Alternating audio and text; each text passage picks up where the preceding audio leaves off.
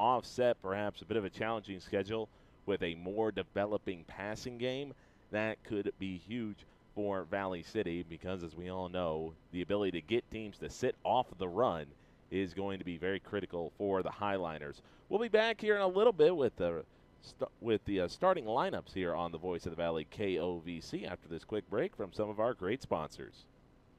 CHI Mercy Health of Valley City strives to bring you only the best in healthcare, which is why they're always working to improve their healthcare facility. Right now, the emergency room area is under construction. During this time, they ask that all patients and visitors avoid the use of the ambulance garage entrance and use the front entrance located on the southeast side of the building for the time being. If you should have any questions or need assistance, please contact CHI Mercy Health of Valley City at 701-845-6400. Are you on the right financial path? Are all your financial professionals on the same page? At LaRue Lockout Financial, you can be assured that your investment professional and tax professional are working together. Call Ryan LaRue at 701-845-6938 or James M. Lockout at CPA 701-845-1660. Services offered through Investment Advisors, a division of Pro Equities Incorporated, a registered investment advisor, and securities offered through Pro Equities Incorporated, a registered broker-dealer and member FINRA and SIPC. Every body is different. Some experience injuries, while others need extra support. I'll help you, Grandma. At Jamestown Regional Medical Center, your health is what matters most. Our orthopedics and sports medicine team care for you and your unique needs. Their goal is to help you live your best life.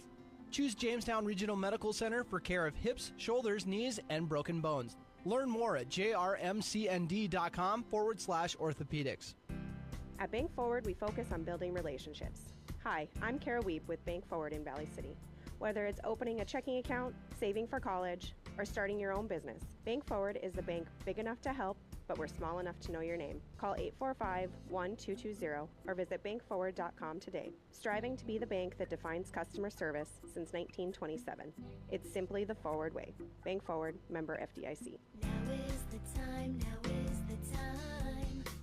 Why choose professional eye care centers? Let me count the whys. First, there are now 4 great doctors to see. Dr. Frank, Dr. Freilich, Dr. Jangula, and now welcoming Dr. Bond. Next is their many locations. You can now see one of their spectacular doctors in Jamestown, Valley City, Carrington, and Edgeley. And finally, their fantastic frame selection. And yes, all of their frames and lenses are backed by warranty. Visit ProEyeCareCenters.com and make an appointment today. Professional Eye Care Centers, clearly the best. Broadband Electric believes in quality first, taking pride in the work and standing behind every project they do. They bring together the power, technology, and experience to keep your business online. The success of Broadband Electric depends on 3 major ideas: the quality of their products, the commitment to their customers, and most of all, their customer service. Call Broadband Electric today at 845-3010 or visit them online, broadbandelectric.com. This is Clint from St. O'Reilly Health Mart Pharmacy in Valley City. We're only locally owned pharmacy since 1989. We're locally owned. We care about your community and your customers. We're here for you from 9 to 5:30 weekdays and Saturdays 9 to 1. We offer mail out with no additional product fee, and we offer an automated system for convenient refills. And as always, Dr. Natalie Meyer, Terry, Rachel, Cindy, Christina, or myself will answer your calls at 845-5280. Central Avenue Health Mart Pharmacy in beautiful downtown Valley City. Are you on the right financial path? Are all your financial professionals on the same page? At LaRue Lockout Financial, you can be assured that your investment professional and tax professional are working together. Call Ryan LaRue at 701-845-6938 or James M. Lockout at CPA 701-845-1660. Services offered through Investment Advisors, a division of Pro Equities Incorporated, a registered investment advisor, and securities offered through Pro Equities Incorporated, a registered broker-dealer and member FINRA and SIPC. This is Amy Heim, nurse practitioner with Sanford Health. Well child checks are important visits for children of every age. Yearly well child checks are recommended for children 3 and older and more frequently for those younger than 3. It is at these visits that growth, development, and preventative care are addressed in an effort to keep children as healthy as possible. Recommended immunizations are also discussed and provided at these visits. Call 742-3267 to schedule at your local Sanford Health Clinic in Ellendale, Foreman, Gwinner, Lemoore, Lisbon, or Oaks. This is Hannah Whelan at Valley City State University. The V500 scholarship members' generosity and commitment is exactly the kind of community involvement we need to keep VCSU going strong. The many scholarships provided are a testament to the support of the alumni, family, and friends of VCSU. Please keep expanding the opportunities available to enhance the lives of the next generation and make a difference for attracting future Vikings by supporting scholarships online at give.vcsu.edu or by calling the VCSU Foundation. When gathering around the table with family and friends or enjoying a quiet meal by yourself, make certain you have the finest cuts of meat from Valley Meat Supply. Quality steaks and pork chops that make every bite a true delight. Valley Meat offers a wide variety to satisfy every taste and budget, including incredible sausage, several varieties of cheese, baked beans, award-winning beef jerky and snack sticks, and a great selection of spices. Valley Meat Supply, your locally owned, locally sourced meat market, located on West Main Street in Valley City. Welcome everyone back here to Hannahfield in Valley City. We are back here with our pregame show brought to you by Sanford Health in Valley City. Here for all, here for good. Time for us to get to our starting lineups brought to you by CHI Mercy Health in Valley City. Hello, human kindness. Let's get to those starting lineups for your town.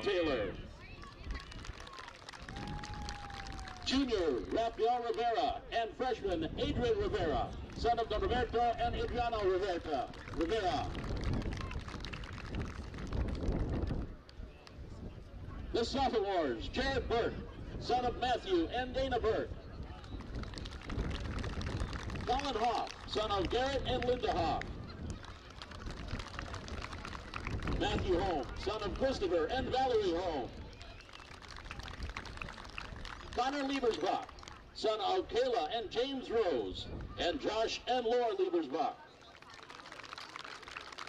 Noah Tulp, son of Wyatt and Sarah Tulp. Kellen Westman, son of Boyd and Rebecca Westman. Your freshman, Cole Haugen, son of Terry and Patty Haugen. Freshman, John Koenig, son of Les Koenig. Eighth graders, Jacob Fritchie, son of Paul and Diane Fritchie. Ian King, son of Wesley and Stacy King. Quinn Kruger, son of Elizabeth and Lee Kruger. Jack Nadeau, son of Brandon and Ashley Nadeau. Seventh graders, Brady Samuelson, son of John and Tanya Samuelson. Joey Saylor, son of Kent and Natalie Saylor. And Blaze Robinson, son of Ryan and Brittany Robinson. And Bentley Weiser, son of Nikki Weiser and Matt Weiser. The coaching staff, head coach Matt Nielsen. And assistant coaches, Eric and Susan Kringley. Ladies and gentlemen, there is your 2023 Valley City Highlander Boys Tennis Team.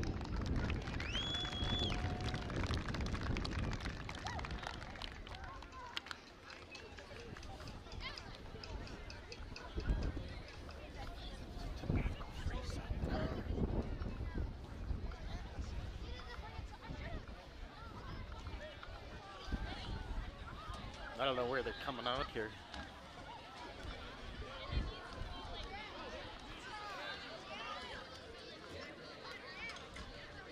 Should I zoom in more?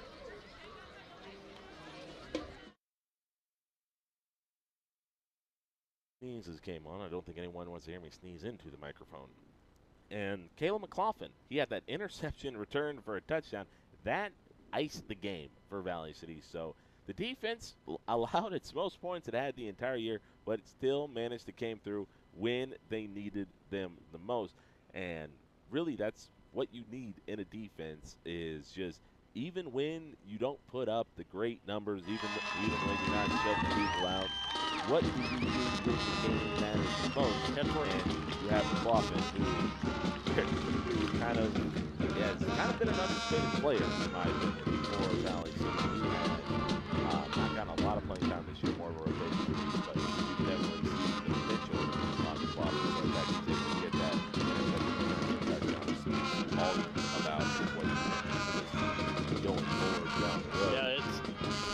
stay get steady, to isn't it?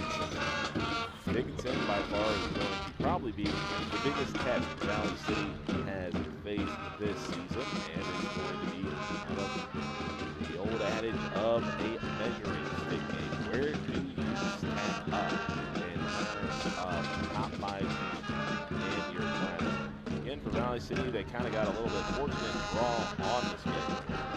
They got Turtle Mountain, Buffalo City, Devil's Lake. Again, teams that aren't going to be really going up there contending for playoff spots.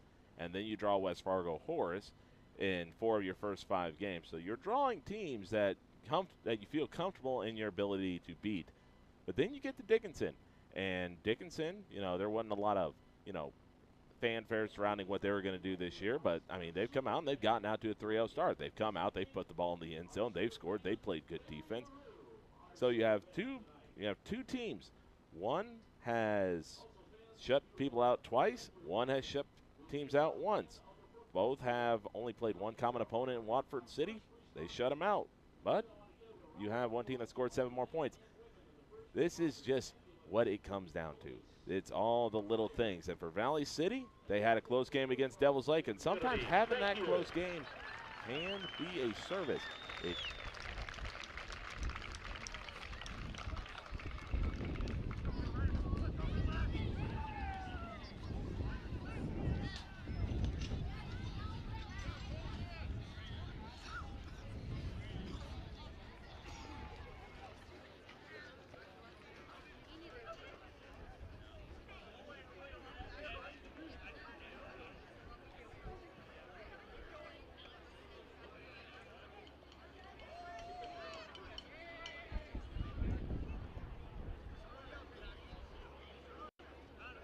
Ladies and gentlemen, if you please rise and face the flag at the south end of the field as we honor America. The playing of our national anthem, played tonight by the Valley City Pep Band under the direction of Rebecca Elliott.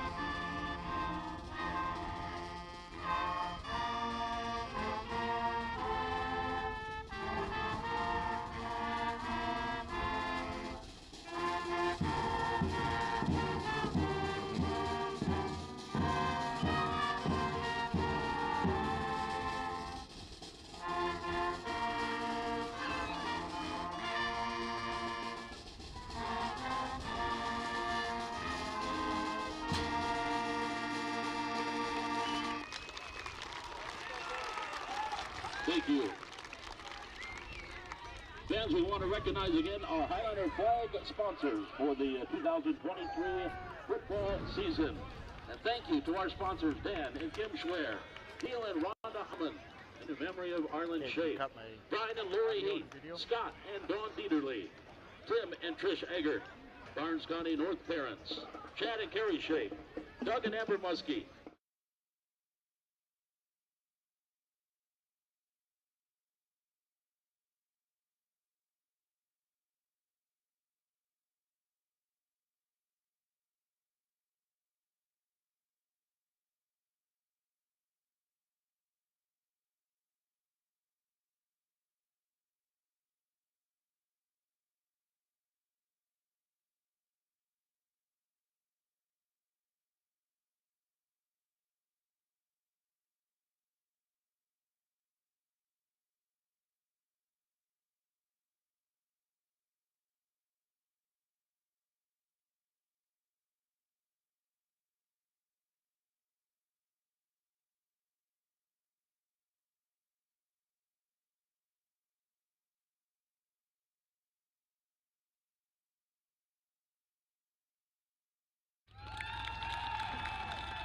here's our starting defense. Number 58, senior Tyson Schneider. Number 55, senior Dylan Smith. Number 70, Ethan Halverson, the senior. Number 11, senior Caden Cree. Number 5, a senior Ethan Ashla. Number 20, a junior Tristan Stallworth. A junior number 84, Isaac Scherfy. A senior number 10, Maddox Tillman. A senior number 1, Noah Wilhelm. A senior number 82, Cole Scavo. And a senior number 7, Colin Cheddar.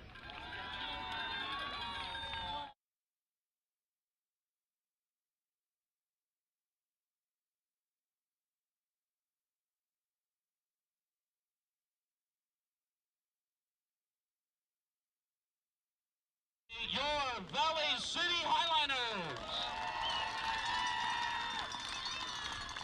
On the offensive line, a senior number 55, Will Schwer. Offensive line, a senior number 76, Peyton Olson.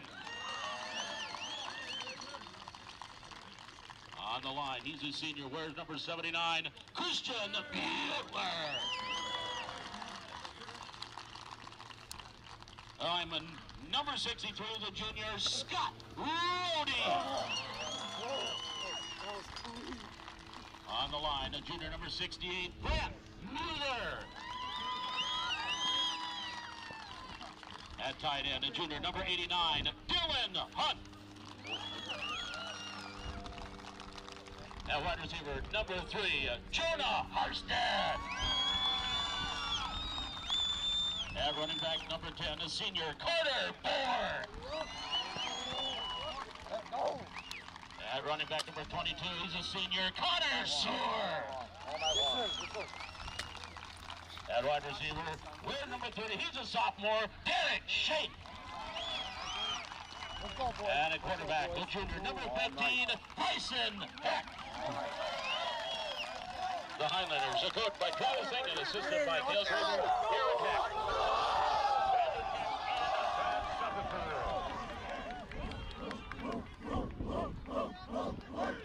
Dickinson fans, are you ready for Friday night? Highlander fans, are you? On how other games shake out, one team might find themselves getting up to the 4th spot as well. Fargo North by far has probably been the best team in Class AA so far, but you never know what can happen. So we are getting set for our opening kickoff. Game time temperature right at 67 degrees. Should be a great day today. Dickinson will be kicking. They'll be kicking going from my left to my right. Valley City will be receiving going from my right to my left. Valley City in the home blues. Dickinson going in the all-white, white shirt, white tops, black and orange stripes on the pants and on the shoulders, black helmet with the D on the side. And we are set for a great day of football as the sun slowly starts going down here in Valley City. Looks like kicking is going to be Braden Meshke. So Meshke has the ball teed up at the 40-yard line. And it's going to be a straight run up, and we are underway. Straight boot goes right down the middle. If it heads out, it'll be a violation, and there's the penalty as it skips out of bounds right at the 20-yard line. And that will give Valley City some primo field position to start things off here in this first quarter of play. Of course, because the ball was not touched, no time ran off the clock. So it'll be a legal procedure over on Dickinson. So the thing I'm looking up to here is, how does Valley City's offensive line play? They do have the size advantage on paper in terms of just height, but overall size, well, you got some big boys over there for Dickinson as well. Again, both these teams undefeated. Both these teams have played good defense. This will be each side's toughest test of the season so far. So Bryson Heck coming out here in shotgun. 2 wide receivers to the left and to the right. Throws a quick little screen pass. Makes a man miss in space, and he'll be brought down just past the 40-yard line. Bringing in that pass is going to be Sewer. Sewer, kind of a senior on this team, is kind of a hybrid receiver linebacker. You want a receiver, linebacker, wide receiver. You want the offensive kind of, comparison. It would be a player like a Danny Woodhead or a Darren Sproul as a running back that gets most of his yards out in space rather than between the tackles. Kyle Juszczyk, also a bit of a comparison there as well. Fullback for the San Francisco 49ers. 2nd down and 5 coming up here for Valley City. Borg got the handoff. Don't think he expected the handoff, and he's going to be dropped for a massive loss. And that was a run-pass option there, and it just fell apart on sight as Bryson Heck was handing the ball off to a running back very late, and Borg nearly dropped the ball. And almost in a sense it would have been better if he did drop the ball. He might have been able to fall on it and save him a few lost yards, but that completely wipes out the positivity on 1st down, and now it'll be a 3rd down and 13 here for Valley City. So man in motion, got wide receivers out to the right and to the left. 3 men in the backfield. Now one more motion into the outside. Fakes the handoff under pressure. Heck escapes, but runs into his own lineman, and, well, that is a drive that Valley City will want to forget going in, as there was a Dickinson midget that came in streaking off the outside that just plastered Heck into the dirt, and that'll be a 3 and out for Valley City. So 2 men back to return here for Dickinson. It'll be Ethan Frey and Braden Meshke. So Valley City just went pass, abandoning the running game early. So it'll be 10 minutes left to go here in the 1st quarter. Valley City set the punt. Heck's going to rugby punt it, and this is going straight up into the air. It's going to be fielded at the 40, and that's where it's going to be fair caught as well. So no return by Dylan Glasser. So Dickinson will get the ball on their own 42-yard line. The Valley City defense coming in for the first time today. Brant Mueller, junior offensive lineman, defensive lineman, playing today with a cast on his hand. Big old club on his right arm. And that is going to be something to keep an eye for. Obviously playing through something, but in football it's one of the rare sports where you can probably add a weapon to your hand. And used to be Gene Upshaw, the old offensive lineman for the Los Angeles and Oakland Raiders, had that big club always on his hand. Always seemed to have hand injuries the day of the game, as he'd always wrap his hands with that big club. Going to be a run to the middle, and Dickinson's going to get good yards out of this as they go right up the middle for a solid 8-yard gain. That'll be Colin Schetzer on the run, 5'10", senior running back. This is a very experienced Dickinson team. Defense, all but I believe 2 starters are seniors. And, of course, in a class like this, you're going to have a lot of guys going both ways as well. One of the players not going both ways is their quarterback, Steven Zawandi. Senior, 5'10", 170 pounds. I formation here for Dickinson. 2nd down and 2 coming up, ball just past midfield. Turn around, handoff up the middle, and this will be just enough for a 1st down. Valley City's defense was there, but good enough push there by the Dickinson O-line to be able to create enough space for the first down of the game. So 1st down and 10 for Dickinson. Ball at the Valley City 45-yard line after Valley City got good field position to start out, got a positive play on their first play of the game, but bit of a miscommunication in the backfield sent them backwards about 8 yards, and then a sack. Sacked them probably back another 5 to 8 yards as well, and the punt, well, got fielded just in front of the 42-yard line of Dickinson. So Dickinson taking their time getting to the line of scrimmage. They're going to turn around, fake the handoff to the fullback. Now they'll go outside. Will Schwer is there to blow it up. And someone lost a helmet. Will Schwer laying the wood to the running back, Colton Shetter. And Shetter's got to go out of play. He's okay, but in North Dakota and a lot of high school football and even in college, you lose your helmet, you got to go out of play for a snap. Clean hit by Will Schwer stood him up, and they're going to wind the clock as it stopped to allow the man to get off the field. So cycling in here for Dickinson is going to be Cole Scabo, the senior wide receiver. He's bringing in the play. 8:20 left to go here in the 1st quarter. 2nd down and 9 coming up for Dickinson. They'll be coming out of shotgun here. 2 wide receivers to the right and to the left. And Dickinson, well, they didn't get the play in time. And they'll call their first timeout of the game with 4 seconds left to go on the play clock. Timeout brought to you by Mobility Plus Rehabilitation. This is Dr. Ryan Lorenz, physical therapist at Mobility Plus Rehabilitation, with offices in Enderlin, Lisbon, Gwinner, and Valley City. Our mission is to provide exceptional physical and occupational therapy by highly skilled therapists to minimize pain and maximize mobility, which quickly allows you to return to the quality of life you desire. We will evaluate and educate you on your condition, review treatment options, and create an effective treatment plan to solve your impairments based on your unique situation and needs. I invite you to call our offices at Mobility Plus today.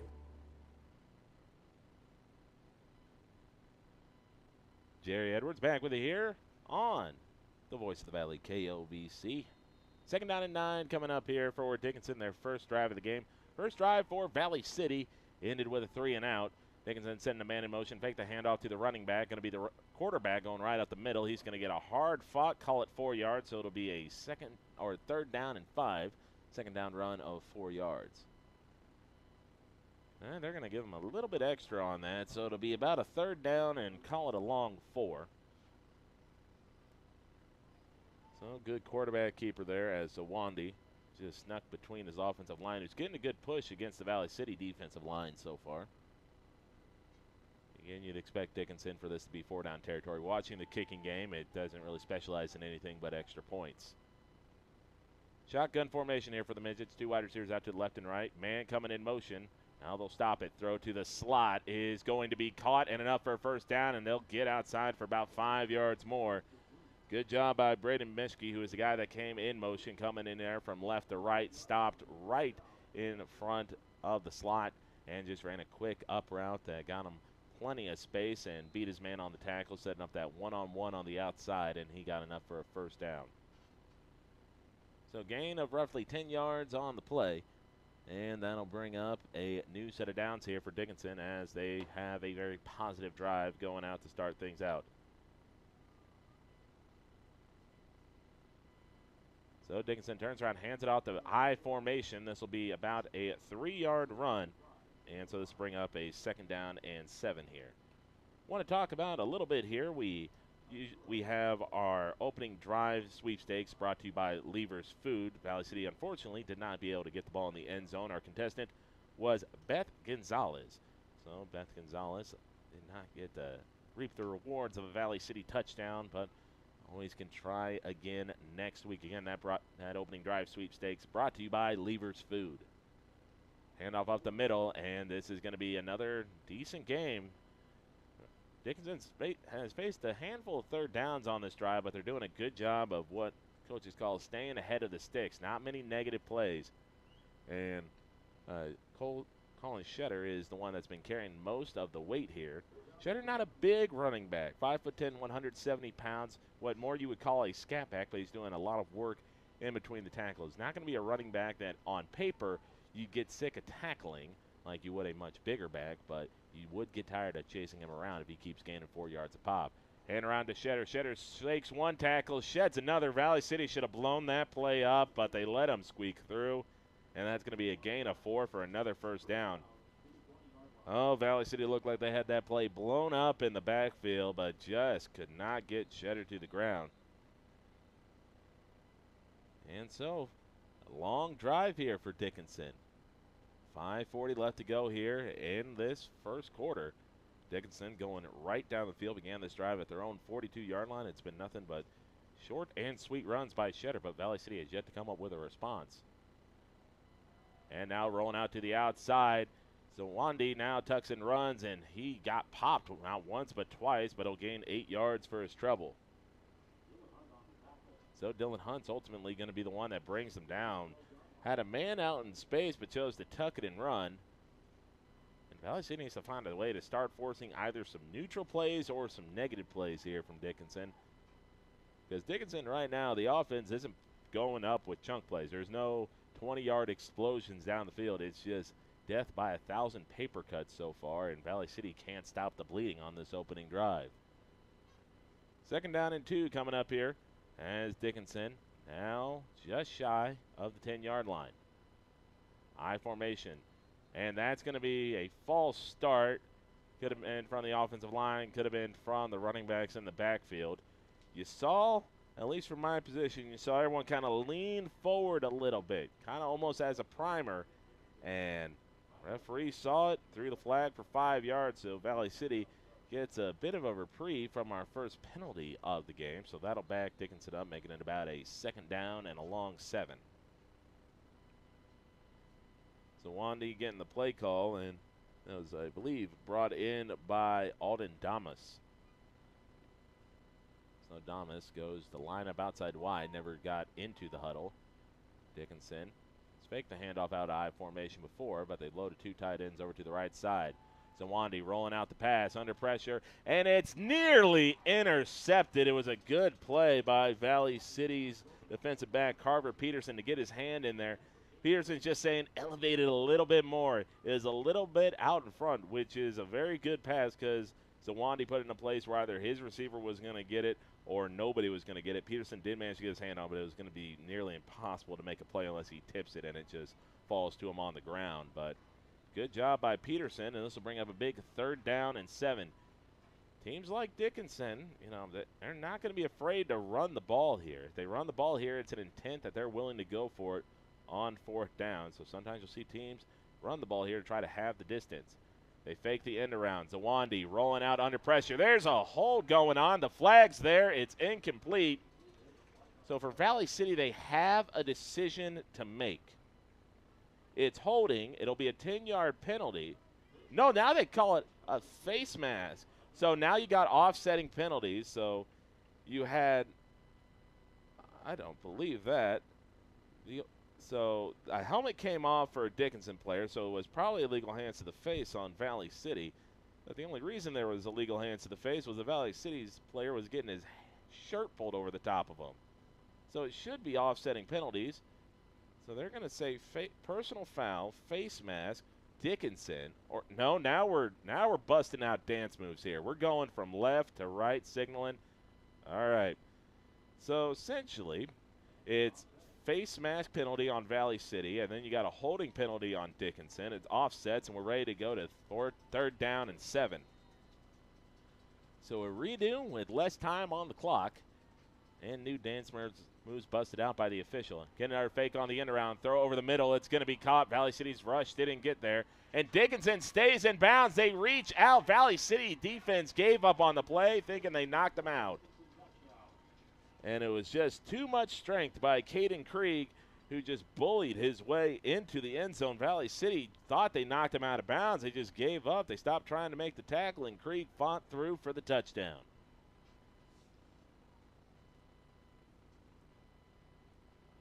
So Krieg caps off a lengthy scoring drive, as that's probably close to 10 minutes taken off the clock here by Dickinson, as that is their first touchdown of the game. So, PAT on the way. It is blocked. Ball's on the deck. Valley might try to scoop this. And so, ball's immediately dead. I don't know if there's a rule in North Dakota high school football where if you block the kick, you can't take it back for 2. But the ball was rolling around freely, and there was a chance that I believe that was Jonah Harstad. If he picks it up clean, would have been gone. So, well, the ball was ruled dead, so it is going to be a 6-0 lead here for Dickinson, and that's going to be a problem here for the Midgets, is that I got a chance to watch their kind of special teams, and they have a very deliberate kicking game, I think is the politest way I can put it. It is very delayed, and if the line can't hold up against any type of rush, they will not get a kickoff all day. So they could be leaving points out there on the board, which is something Valley City will have to keep in mind. Because if this game is close and it comes down to Dickinson, whether or not they get the ball within the 20-yard line late and think they might be able to get a field goal, well, their kicker might be able to make the field goal, but will he be able to get it off? That is going to be something to pay attention to.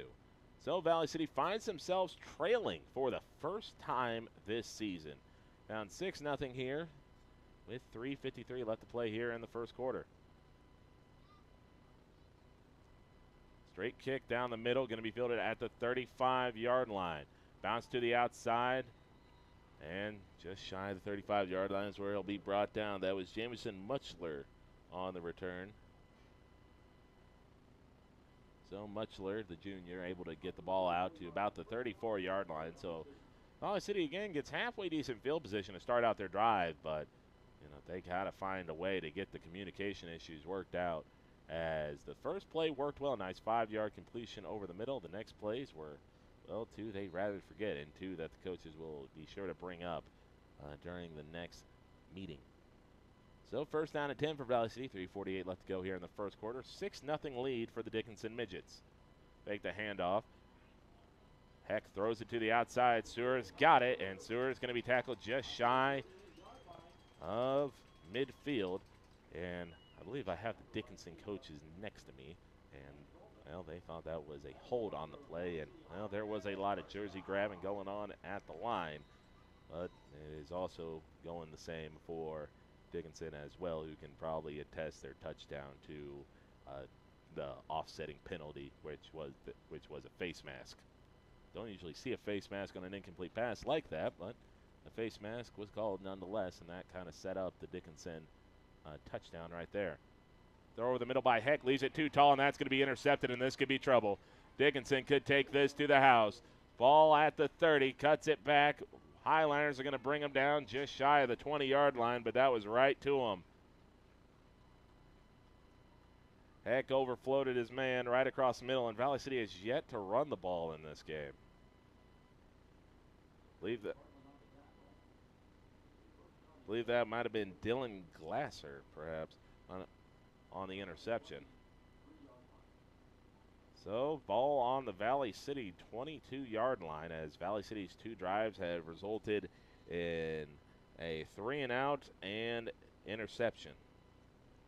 And just puzzling that Valley City's not trying to work in the run game. Borg, you don't know if he's going through anything right now, fighting through something where he might not be at 100%, but, I mean, the running game is the meat and potatoes of your offense through the first 2 weeks, and now timeouts are going to be called here by Dickinson. So Dickinson had to burn 2 of their 3 timeouts here in this first quarter. So we'll take a 30-second pause. Timeout brought to you by Mobility Plus Rehabilitation.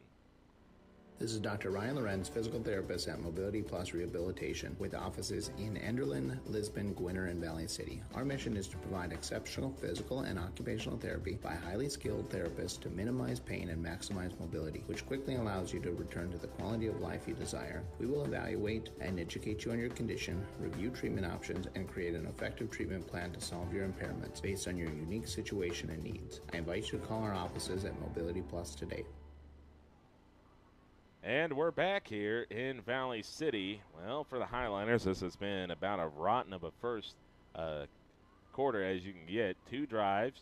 One was a 3-and-out. The other one was only 2 plays and resulted in an interception.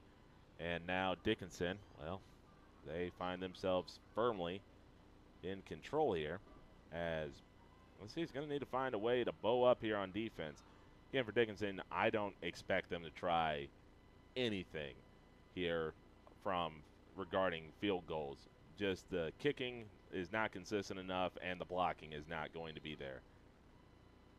So Dickinson coming out of here, empty formation out of the timeout. Wide receivers trips to the right, 2 to the left. So Wanski has time to pass, throws it to the end zone, nearly a one-hand snag by Shutter as Zawandi put it on him and just led him a bit too far. So Dickinson trying to make a statement early on, but that's going to set up a 2nd down and 10. Again, for Dickinson, they feel like they're probably playing with 4 downs here. So it makes sense that they would take that shot on 1st down. Dickinson will now go here to the I formation. Turnaround handoff up the middle, and he's got room. Shetter gets tackled by Will Schwer, but not before gaining roughly 6 yards on the play. So it'll set up a 3rd down and medium here. And again, if you're Dickinson, feeling like that you can probably run the ball here and either get the 1st down or have the distance, or you can take a shot at the end zone and try to make a statement of intent early on. Going to be another power I formation here. Most of the blockers set up to the right-hand side. Going to be a pitch play. Well blocked to the outside. Valley City trying to stuff it, and they do. Sir is going to be the one that gets there.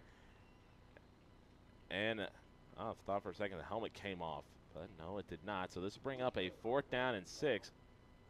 And if Dickinson tries to kick this, they've got way more confidence in their kicking game than maybe warranted.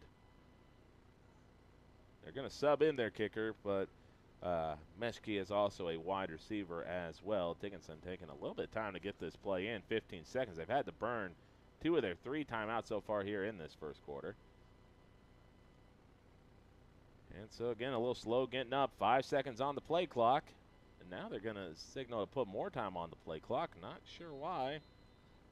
But more time put on the play clock. So what was nearly a play clock violation is now a fresh set.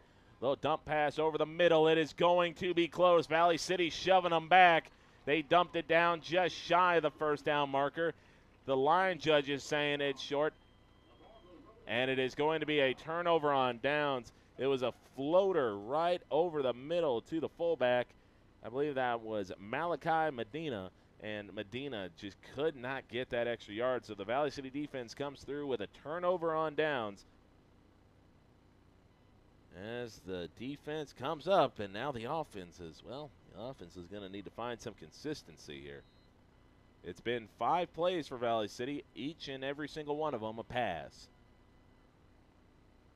Minute 40 left to go here in this first quarter. 6-0 in favor of Dickinson. Going to be another pass to the outside. This one caught by Sir. He's been involved in the offense a lot in this game as he's got 3 catches, and he'll be brought down for about an 8-yard gain. So the screen game is working for Valley City. It's just the consistency in it. And it'll be very interesting to see how this game progresses as, well, even Valley City seeing it whether or not they're just going to try to throw their way out of this funk or whether or not they're going to try to go with a bit of a balanced approach. 1 minute left to go here in this first quarter. 6-0 lead here for Dickinson. The Valley City defense just forced a turnover on down deep in their own territory. Heck floats a pass, and that's going to be caught for a first down. That'll be our first Dairy Queen first down of the game. And I believe that was Carson Eggert bringing in that pass. So Valley City gets their first Dairy Queen first down of the game before or after the game. Make it a Dairy Queen for all your treats and eats. The Snickerdoodle and Pumpkin Pie Blizzards are back. So make sure you stop in Dairy Queen to get you one of those fantastic blizzards for a limited time only. Fall doesn't last forever, folks. So Valley City with their first down of the game perhaps can get them rolling in the right direction. Back in shotgun. Take the handoff again. Throws it deep. Has a man, and it goes through his hands. Harstad had none but green grass in front of him. It was a perfect float pass over the top, and he just didn't get his hands to it.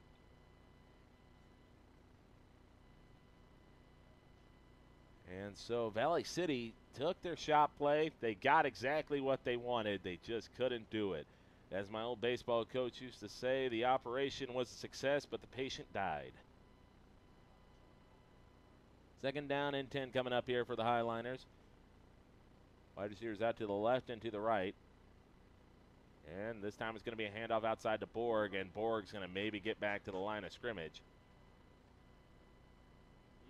So, excuse me, that's actually the second run for Valley City. The first run they attempted was a bit of a botched handoff on an RPO. So this will probably bring it into the first quarter as Valley City is looking over towards the sidelines, and, well, no one seems to be eager to run a play with 3 seconds on the clock. So that'll bring it into the first quarter of play. After 1, it is Valley City 0, Dickinson 6. Back here in a minute here on the Voice of the Valley, KOVC. This is 1490 KOVC AM Valley City and 96.3 K242CZ Valley City. The CHI Mercy Health of Valley City strives to bring you only the best in healthcare, which is why they're always working to improve their healthcare facility. Right now, the emergency room area is under construction. During this time, they ask that all patients and visitors avoid the use of the ambulance garage entrance and use the front entrance located on the southeast side of the building for the time being. If you should have any questions or need assistance, please contact CHI Mercy Health of Valley City at 701-845-6400. Are you on the right financial path? Are all your financial professionals on the same page? At LaRue Lockout Financial, you can be assured that your investment professional and tax professional are working together. Call Ryan LaRue at 701-845-6938 or James M. Lockout at CPA 701-845-1660. Services offered through Investment Advisors, a division of Pro Equities Incorporated, a registered investment advisor, and securities offered through Pro Equities Incorporated, a registered broker-dealer and member FINRA and SIPC. Welcome back here to Hannah Field, set to begin the second quarter of action here on 1490 AM and 96.3 FM KOVC. Going through some of the games coming in on the LaRue Lockout Financial scoreboard. 7-6, West Fargo Horse over Wahpeton as the second quarter is just underway. That's the only game that's come through so far. For Valley City, they trail 6-0 as we begin this second quarter of play. Third down and 10 coming up for the Highliners. Heck back to pass, throws it. About a 5-yard completion. They're going to try to stretch it into more, and, well, this is only going to go for 7. This is why Dickinson's strategy of just taking what's in front of them is going to be hard to stop, because that's a good play to call on third down and 6. Not necessarily the high percentage play you want on a third down and long. So Valley City, they punt out of shotgun, which gives them the ability to perhaps fake the punt if they want, but Valley City might just make the risk-adverse move and just punt this one away and hope the defense can get another stop. Heck is actually going to throw it back. This is going to be close to the line, and they get it for the first down. That's the benefit of having your punter be your quarterback, as the big tight end, Dylan Hunt, brought it in for a first down. And it looked like that little bit over anxious there from Dickinson, biting on the initial rugby punt move. Heck threw it back to Dylan Hunt, and, well, Valley City used up their one fake punt. You usually don't get two successful fake punts in a game because, well, you've just essentially ruined trust there between you and the other head coach. Handoff up the middle of Borg. Borg trying to shake his way out of it, had nowhere to go. Made one man miss, but the pile-up caught up to him and maybe got a yard, maybe an inch. Looks like it'll be just back to the original line of scrimmage. So second down and 10 coming up here. The Valley City run game, they're trying to get it going here over the last couple plays, but just can't seem to get it going. So the passing game has finally started to work out a little bit here for Valley City, especially the quick screens over to Sir. Bryson Hack out of the pistol, one wide receiver to the left, two to the right. Solo man in the backfield. And that play was dead from the beginning. There were three midgets in the backfield just ready to jump on Borg, and there was absolutely nothing anyone could have done on that play. It's kind of like you can either have your quarterback keep it and then just try to spin out of the incoming pileup, or you hand it off and hope that they overrun the tackle. And, well, Dickinson didn't do either of those on the play. 9:45 left to go here in the second quarter. Third down and 13 coming up. Man in motion coming here from right to left. Comes across center. Now it's going to come in as a tight end over in the slot. Fake the handoff. Drive back to pass. Heck throws a pass that's too high, and that'll be an incomplete pass. And so this one will force a punt. Yeah, Valley City's going to have to find a way to get consistent yards on first down. That's what has kind of been their bugaboo so far in this game, is not finding consistent, positive plays on first and second down. They've left themselves with a lot of third down and longs. So now Dickinson's coming up to play a possible fake punt, but this is just going to be a straight punt by Valley City, so they're going to be able to get a good roll out of this. Bounces high, and it takes a Dickinson roll as it bounced at the 15, bounced straight up in the air, and then rolled back towards the 20, and it'll be down in the 15.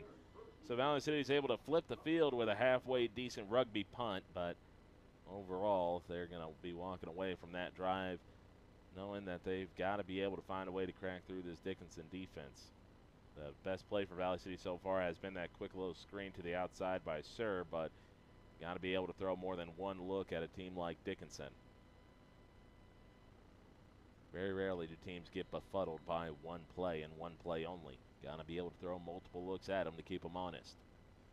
First down and 10 here for Dickinson. Ball on their own 19-yard line with 9:21 left.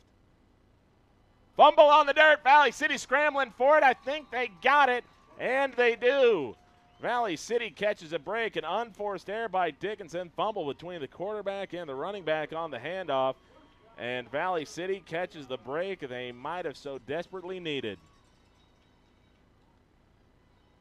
So a fumble gives Valley City life, as both teams now have turned the ball over once in this game. Unable to see who jumped in on that ball, as the play clock is going to be punched back up to 25 seconds. So Valley City coming out of here in shotgun, 2 wide receivers to the left and right. Ford, the lone man in the backfield. 4-man defensive front shown here by Dickinson. Ball tipped up in the air. Ooh, and this is just going to fall to the dirt, as the defensive line for Dickinson is just running past this Valley City offensive line, as they're just able to generate a ton of pressure early on. And Heck has the leg to be able to make this a 3-point game if Valley City is held to a 3rd down and long and they want to take their crack at a field goal. But Valley City would love to walk away here with 6 points. Same formation for Valley City. Wide receivers out to the left and right with 2 apiece. 1 man in the backfield. Fake the hand off the Borg. Going to be a floater over the middle. Sir gets it. He'll be smacked for about a 5-yard gain. So those are the type of plays you need really on 1st and 2nd down, is just to give yourself a chance in 3rd down. The last thing you want to be doing is always be playing 3rd down and longs. Valley City took their one shot with Jonah Harstad. Harstad just had the ball go right through his fingertips. So Valley City is going to need to find a way to get something going here as they look to try to tie up this game. 8.5 minutes left to go here in the second.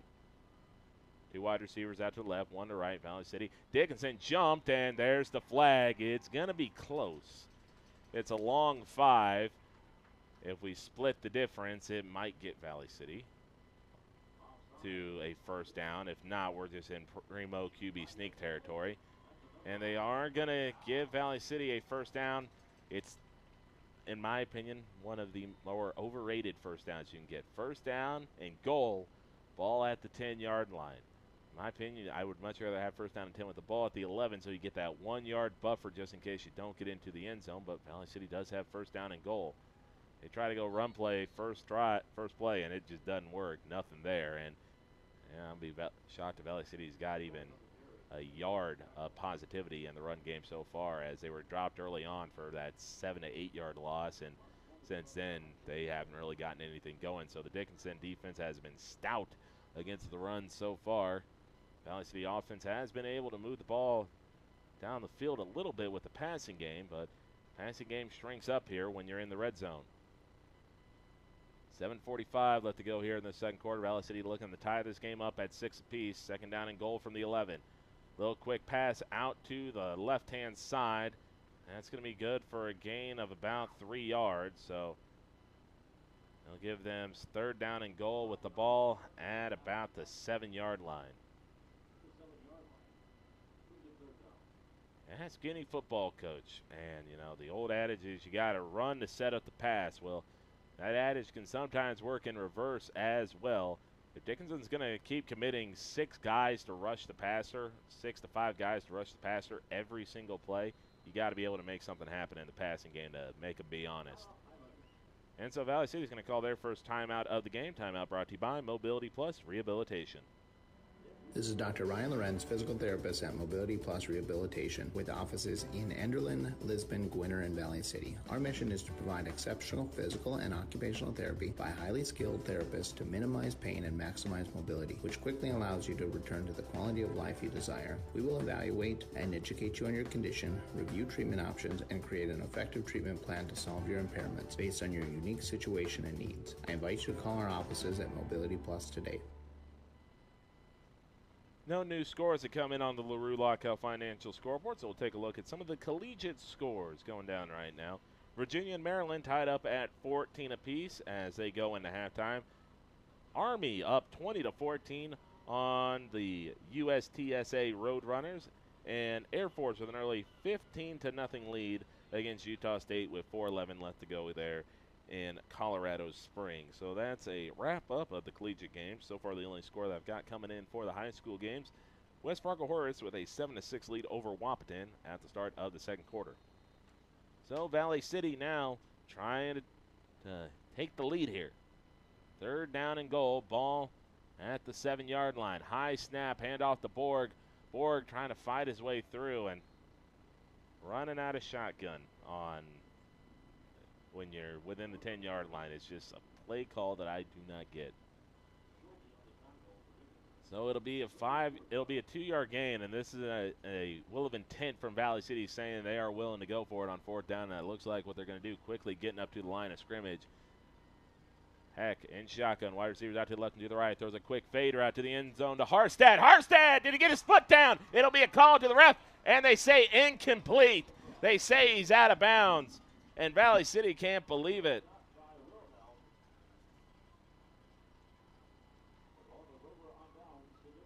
Bit too close to the boundary line. When you throw that fader out, you want to throw it to the corner to give your wide receiver the most real estate possible. Let him a bit too far forward, and they're going to say Harstad did not get that foot down. Neither official looked 100% confident in that call. It's one of those bang-bang calls where I think you get the officials wanting to look at it and see if the other got the better view on it, but both officials couldn't see the touchdown, and I think both officials were in agreement that they couldn't give it 6 points. That's going to be a run play to the outside, and Will Schwer is there again to blow it up.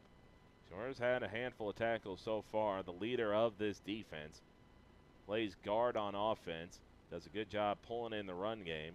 But on defense, coming in 5'11", but not all linebackers got to be 6'4" to 6'4" killers like you see in the NFL. You can still have some very good linebackers that are a little bit shorter in stature. One of the main ones that comes to mind is Sam Mills, Hall of Fame linebacker that played primarily for the Carolina Panthers and New Orleans Saints. Called him Mighty Mouse, only about 5'9", but he would hide in behind his defensive line and just read the defense so well and make a lot of tackles. Hand the ball off up the middle again, and the Highliner blue wall is there to send them back. So this is a big drive here for Valley City.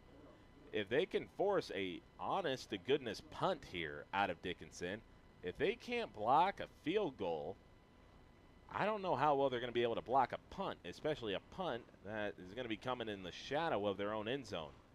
But first things first, the Highliner defense is going to need to come up with a big stop here. It's third down and 10, 5:15 left to go here in this second quarter. Dickinson has had trouble getting plays in before, and they're having some hard time getting this one going. It's 5 seconds on the play clock as they get lined up, and Dickinson's going to have to burn their timeout. So Dickinson burns it, and that's their last timeout of the half as Valley City's defense will get an opportunity to regroup. We'll be back here in 30 seconds on the Voice of the Valley, KOVC. Timeout brought to you by Mobility Plus Rehabilitation. This is Dr. Ryan Lorenz, physical therapist at Mobility Plus Rehabilitation, with offices in Enderlin, Lisbon, Gwinner, and Valley City. Our mission is to provide exceptional physical and occupational therapy by highly skilled therapists to minimize pain and maximize mobility, which quickly allows you to return to the quality of life you desire. We will evaluate and educate you on your condition, review treatment options, and create an effective treatment plan to solve your impairments based on your unique situation and needs. I invite you to call our offices at Mobility Plus today. And we are back here in Valley City at beautiful Hannah Field. Sun just starting to go down. The haze moving in. The biggest play of the game so far. Third down and 10 for Dickinson. Ball at their own 6-yard line. Shotgun formation. 2 wide receivers out to the left and to the right. Man coming from right to left in motion. They fake the end around. So Wandy going to keep it on the run. He's not going to get there. That's going to be a gain of maybe about 2 to 3 yards. And Valley City's going to force a punt. And so the big news here, though, is that Dickinson, who's had trouble getting plays in this game, they've had to burn 3 timeouts, all for the same reason of not getting plays in. If they have that issue again, they can't stop the clock, and it's going to be perhaps a 5-yard penalty. So Valley City, for the first time today, is going to be fielding a punt. We'll see how Dickinson blocks this punt. They didn't block their only PAT very well either. And so we got a procedural penalty, and it's going to be false start. So that backs Dickinson up. I don't know if it's going to be 5 yards or half the distance to the goal, but either way, that's going to be more and more yards that Valley City doesn't have to return. So it'll be half the distance. It'll move them from about the 6 to the 4-yard line. So again, a less than ideal outcome for Dickinson, who just proceeds to keep having just the little things go wrong, the little things that can't go wrong in situations like this, like false starts and burning timeouts because you can't get the play in. Valley City looks like they're sending the house here, trying to block this punt. It's a high snap, but fielded well. This is actually a really well blocked punt, as this one's going to scud, and it's going to get a roll, and it's going to go about out of bounds at the Dickinson 46-yard line. That ball bounced probably right around the 35 and got a 10-yard roll in the right direction for Dickinson. So Valley City was looking at some good field position, but a low punt like that, punt returner's got to make that decision. If you go for it and you miss it, well, you could potentially hand your opposition a massive break, or you just hope that the roll with the oblong ball is going to go your way. And, well, Valley City's probably going to call it a wash. They get the start in Dickinson territory. They get 3:59 to try to tie this game up or get points on the board. So turnover on downs last time as Valley City could not find the end zone. Nice little quick screen to the outside, and that quick passing game has been there. So for Valley City, as much as I was saying run the ball here early on, if the run game isn't there, don't try to bang your head against the brick wall. So there was a famous saying by Roger Craig, who was a former running back of San Francisco 49ers, why run into the brick wall when you can go around? And that was a key concept in the old West Coast offense made popular by Bill Walsh. A lot of short passing games that made the defense spread out and have to respect every inch of the field. Heck, under pressure, floats one in the middle. He'll get about a 2-yard completion to Borg. That was just a bailout pass, as it almost looked like that Valley City was setting up a screen of some kind, because, well, I don't expect all 5 offensive linemen could get beat that badly on one play, but Valley City manages to get at least some bit of positivity out of it with a 1-yard pass over the middle to Borg. 3.5 minutes left to go here in the first half. 6-0 lead here for Dickinson in what has been a slog of a first quarter. Heck fakes the handoff, has time, throws over the middle, ball high into the air, and this is going to be intercepted. It hit his man right in the face mask.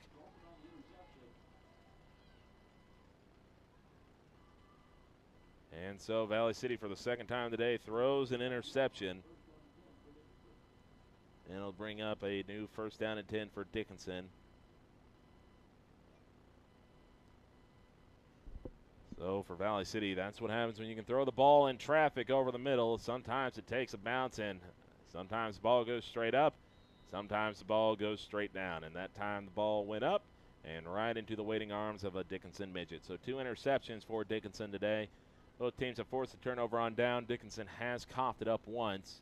Valley City's offense, though, you can sense something can get going. It's just, can they sustain a drive?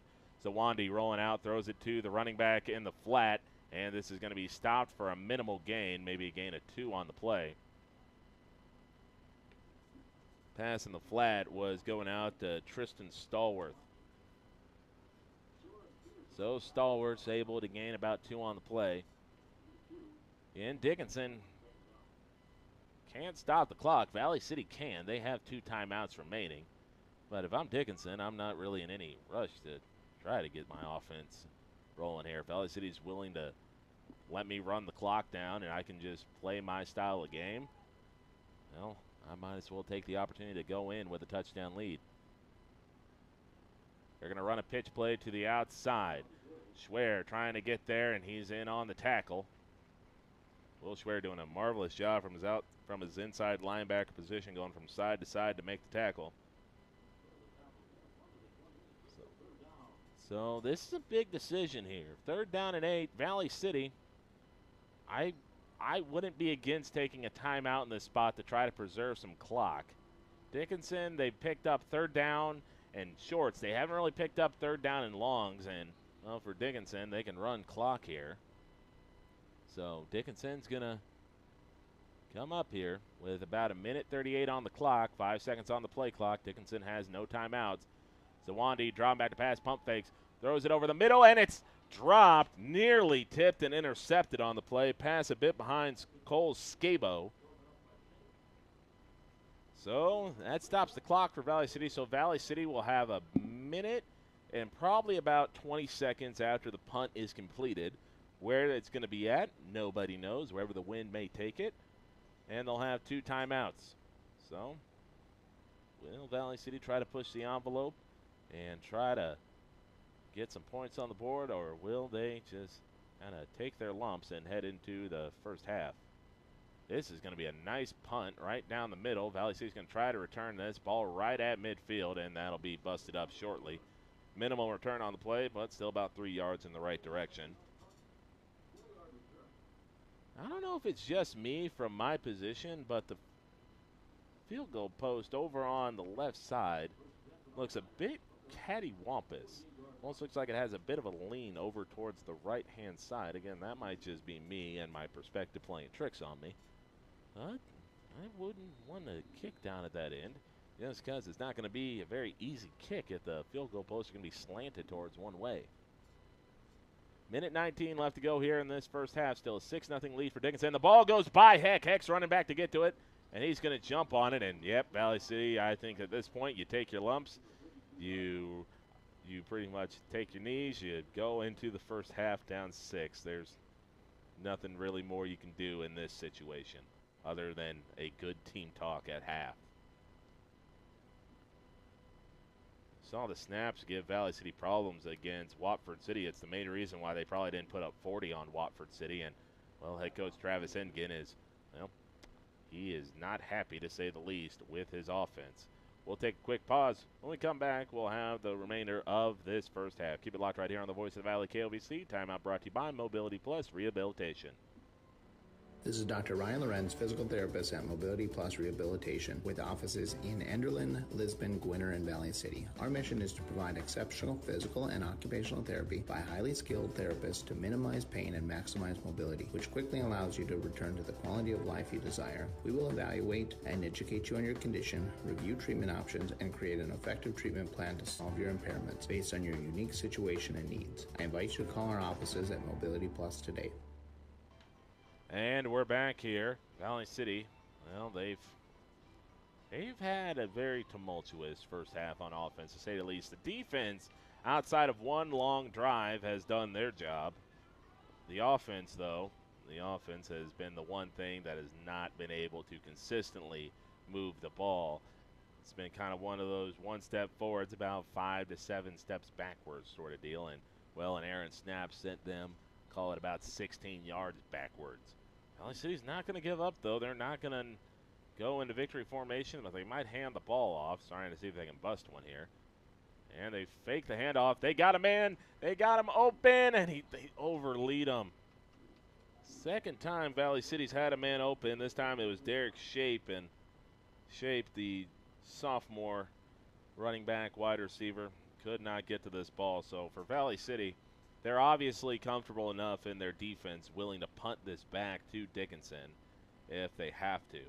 But in a situation like this, you know Dickinson's not a team that airs it out a ton. So if you are able to get this ball to midfield, going for it is not out of the equation if you trust your defense enough. Going to be a quick screen pass to the outside. And this is going to be just a short gain of about 4, as that was McLaughlin bringing it in. So Dickinson can't stop the clock here, and Valley City is going to be, well, play clock is about 1 second ahead. Valley City might just let this run out, let the refs call 5 yards, and then just throw the ball, and then just have the quarterback take a knee. So, and I think that's what's going to happen. If you don't have to punt the ball and there is something crazy happening, don't punt the ball.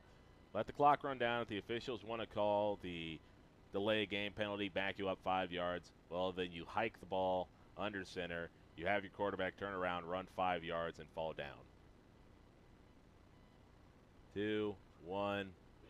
Are we throwing flags? No, we are not. So there was about a 1 second differential between the game clock and the play clock. Play clock ran out. Referees just let the extra second roll off. So we'll go to half with the score at 6-0 in favor of Dickinson. We'll have the halftime show coming up here after this break. Keep it locked right here on the Voice of the Valley, KOVC. CHI Mercy Health of Valley City strives to bring you only the best in healthcare, which is why they're always working to improve their healthcare facility. Right now, the emergency room area is under construction. During this time, they ask that all patients and visitors avoid the use of the ambulance garage entrance and use the front entrance located on the southeast side of the building for the time being. If you should have any questions or need assistance, please contact CHI Mercy Health of Valley City at 701-845-6400. Are you on the right financial path? Are all your financial professionals on the same page? At LaRue Lockout Financial, you can be assured that your investment professional and tax professional are working together. Call Ryan LaRue at 701-845-6938 or James M. Lockout at CPA 701-845-1660. Services offered through Investment Advisors, a division of Pro Equities Incorporated, a registered investment advisor, and securities offered through Pro Equities Incorporated, a registered broker-dealer and member FINRA and SIPC. Every body is different. Some experience injuries, while others need extra support. I'll help you, Grandma. At Jamestown Regional Medical Center, your health is what matters most. Our orthopedics and sports medicine team care for you and your unique needs. Their goal is to help you live your best life. Choose Jamestown Regional Medical Center for care of hips, shoulders, knees, and broken bones. Learn more at jrmcnd.com/orthopedics. At Bank Forward, we focus on building relationships. Hi, I'm Kara Weep with Bank Forward in Valley City. Whether it's opening a checking account, saving for college, or starting your own business, Bank Forward is the bank big enough to help, but we're small enough to know your name. Call 845-1220 or visit bankforward.com today. Striving to be the bank that defines customer service since 1927. It's simply the Forward way. Bank Forward, member FDIC. Now is the time, now is the time. Why choose professional eye care centers? Let me count the whys. First, there are now 4 great doctors to see. Dr. Frank, Dr. Freilich, Dr. Jangula, and now welcoming Dr. Bond. Next is their many locations. You can now see one of their spectacular doctors in Jamestown, Valley City, Carrington, and Edgeley. And finally, their fantastic frame selection. And yes, all of their frames and lenses are backed by warranty. Visit ProEyeCareCenters.com and make an appointment today. Professional Eye Care Centers. Clearly the best. Grotberg Electric believes in quality first, taking pride in the work and standing behind every project they do. They bring together the power, technology, and experience to keep your business online. The success of Grotberg Electric depends on 3 major ideals: the quality of their products, the commitment to their customers, and most of all, their customer service. Call Grotberg Electric today at 845-3010 or visit them online, grotbergelectric.com.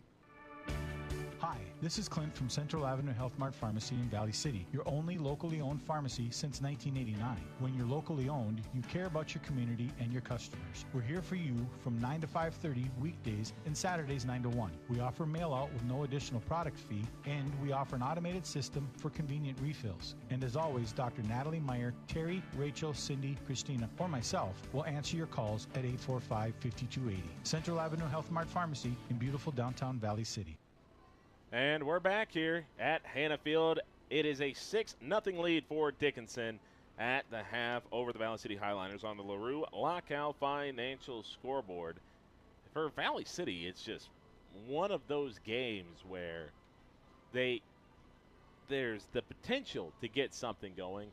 it's just the same things we've kind of seen over the first few games of the season. It's bad snaps. It's, interceptions. It's turnovers. It's all both offenses. Dickinson has had the one good drive in this game where they were able to go down the field.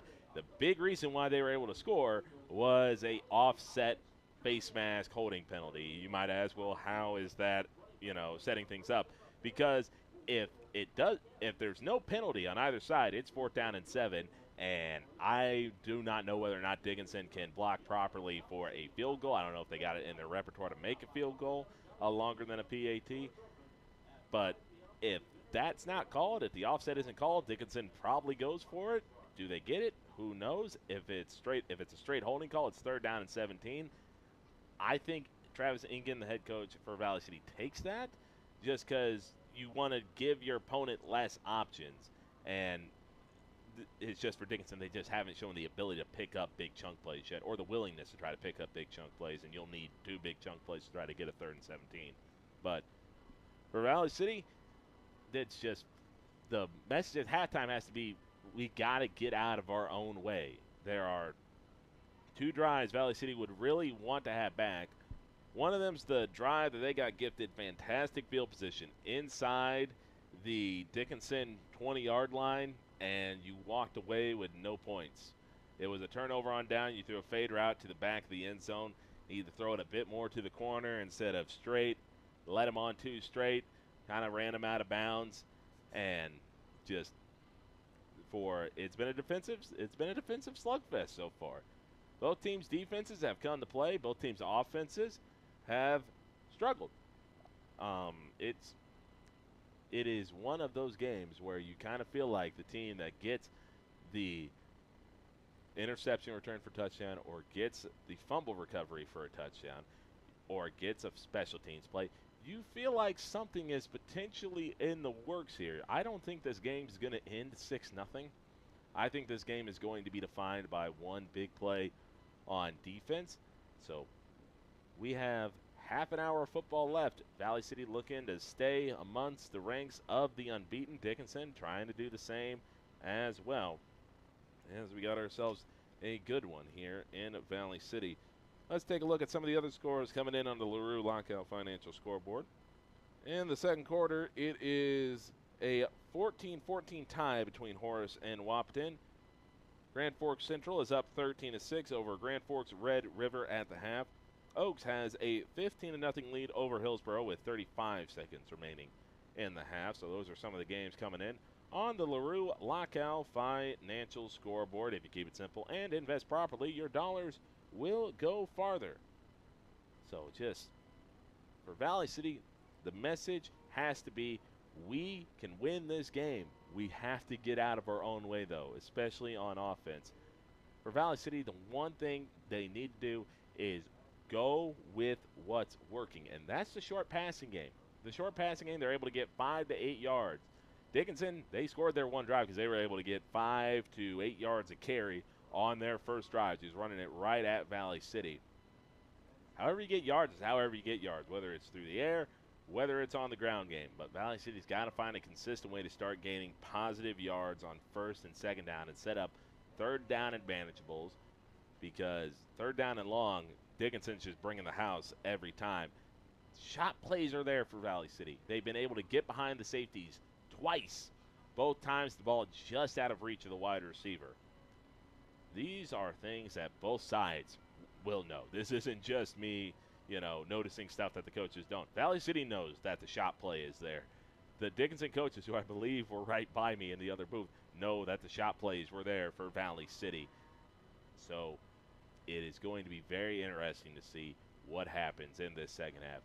If Valley City wants to go full air raid and just throw the ball and go right at Dickinson and trust their defense is going to be able to hold up against a Dickinson team who, outside of their first drive, really hasn't looked like a team that can come out and put up those type of drives consistently, it'll be very interesting to watch. Again, it's a 6-0 lead for Dickinson. We're sitting about 3.5 minutes away from getting back to action. Looks like that the halftime score has finally come in. Oaks has officially gone into halftime up 15-0 over Hillsboro. We'll take a look at some of the other scores going around college football. It is a 20-14 lead for Marrington as they just got a touchdown pass. Army just has began the third quarter with UTSA. They have a 20-14 lead. And Air Force making it look easy against Utah State. They are up 29-0. Let's take a look at the Minnesota Twins score as well. And taking a scroll on down, Minnesota currently leading 6-0 over the Chicago White Sox in the bottom of the fourth inning. Bailey over right now. 3 2/3 innings pitched with 4 strikeouts. We'll be back here in a little bit. When we come back, we'll have the start of the second half. Keep it right here on the Voice of the Valley, KOVC. This is 1490 KOVC AM Valley City and 96.3 K242CZ Valley City. The Voice of the Valley. Hi, this is Clint from Central Avenue Health Mart Pharmacy in Valley City, your only locally owned pharmacy since 1989. When you're locally owned, you care about your community and your customers. We're here for you from 9 to 5:30 weekdays and Saturdays 9 to 1. We offer mail out with no additional product fee, and we offer an automated system for convenient refills. And as always, Dr. Natalie Meyer, Terry, Rachel, Cindy, Christina, or myself will answer your calls at 845-5280. Central Avenue Health Mart Pharmacy in beautiful downtown Valley City. Are you on the right financial path? Are all your financial professionals on the same page? At LaRue Lockout Financial, you can be assured that your investment professional and tax professional are working together. Call Ryan LaRue at 701-845-6938 or James M. Lockout at CPA 701-845-1660. Services offered through Investment Advisors, a division of Pro Equities Incorporated, a registered investment advisor, and securities offered through Pro Equities Incorporated, a registered broker-dealer and member FINRA and SIPC. This is Amy Heim, nurse practitioner with Sanford Health. Well child checks are important visits for children of every age. Yearly well child checks are recommended for children 3 and older and more frequently for those younger than 3. It is at these visits that growth, development, and preventative care are addressed in an effort to keep children as healthy as possible. Recommended immunizations are also discussed and provided at these visits. Call 742-3267 to schedule at your local Sanford Health Clinic in Ellendale, Foreman, Gwinner, Lemoore, Lisbon, or Oaks.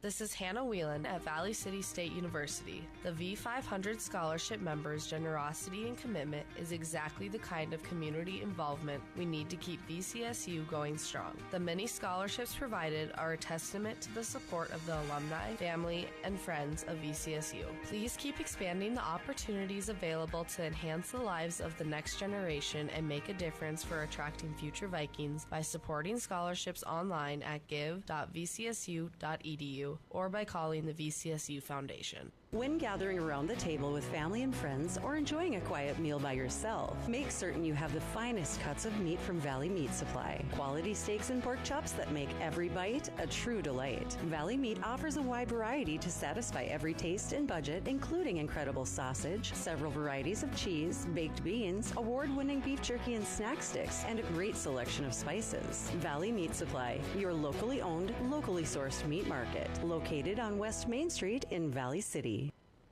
And welcome back here to Hannah Field as we are set to begin the second half of play in Valley City. Valley City will be kicking off as they received the opening kickoff. The defense for Valley City outside of one drive, and it was a very impressive drive to say the least by Dickinson as they just marched down the field after Valley City was forced to punt and just run, short pass, run, all the way down to the end zone.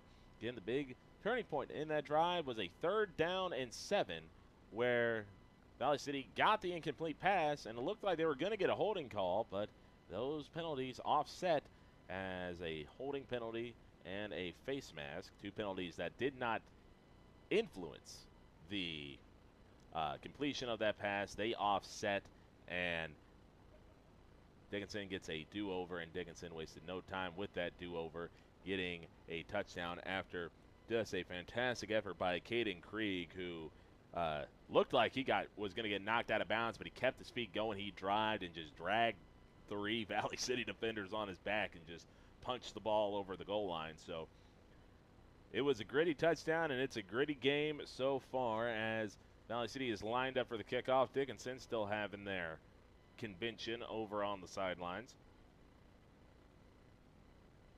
And be interesting to see how long the officials hold up here waiting for Dickinson to take the field. It's been ready to go time for the past few minutes in Dickinson. Well, they've been kind of a little slow getting out.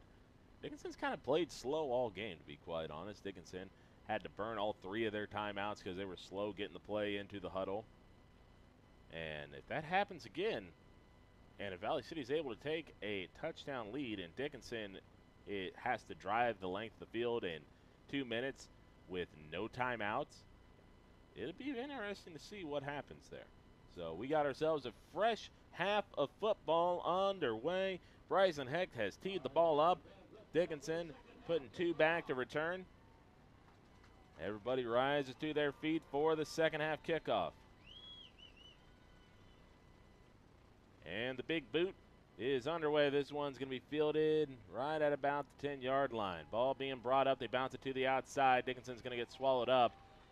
And that's going to be a gain right to about just shy of the 25-yard line. Called it about the 24. So new first down and 10 coming up here for Dickinson. Dickinson was able to take their first drive of the first half and march right down the field for what has been the only 6 points in this game so far. Again, just looking at the Dickinson special teams unit during the warm-ups, it's a very deliberate process they have, and if the line can't block along for that deliberate process to get through, field goals and PATs are going to be out of the question. So Wandy turns around, hands the ball off. Valley City is there. Schwer is the second man in, and he's going to be the one that grabs him and doesn't let him go. And that'll be a gain of perhaps 1 on the play.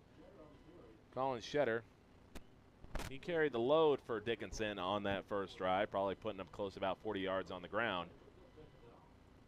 But since then, he's had a bit of a hard time getting something going. He did put the ball on the deck once. Valley City was able to recover it. And so far, the story in the game has been the 2 defenses not yielding an inch. So one play down. Valley City looking to make it a 3 and out.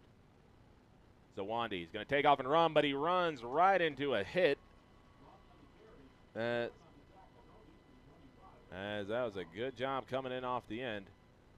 As that might have been Borg making the hit. As Valley City is able to hold them to no yards again. So that's one of the most frustrating plays for a defensive lineman is you get to hit the quarterback. You don't allow him to get past the line of scrimmage, but he gets to the line of scrimmage, so you don't get the tackle for a loss. You don't get the sack. All you get is a tackle. Well, you do get a good play out of it nonetheless. So Wandy dropping back to pass here on 3rd down and 10. Throws it over the middle. Intercepted! This could go! Cuts it back. Has room. Weaving through traffic. Brought down at the 5-yard line. There's your big defensive play. Now it's on the offense to try to punch this in. Intercepted, and Valley City is in business. Ball thrown lazily over the middle. And the Highliners have first down and goal from the Dickinson 5-yard line.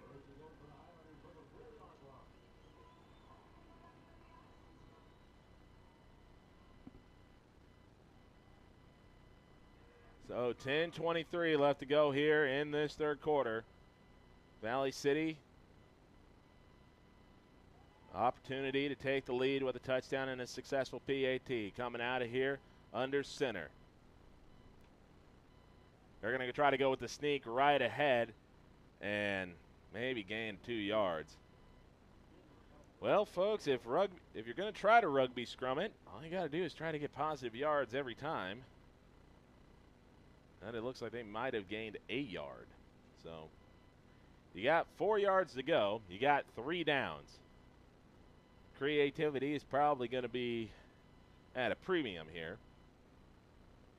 Valley City this time is going to come out of shotgun. 2 wide receivers out to the right, 1 to the left, tight end motions out there to the left side as well. Borg, the lone man in the backfield. They're going to turn around, hand it off to Borg. Borg plunges through, trying to shake off tackle, spins into the end zone. Touchdown, Highliners! And we got ourselves a tie ball game. Valley City makes it 6-6. Now the all-important PAT. So Borg punches it in for 6.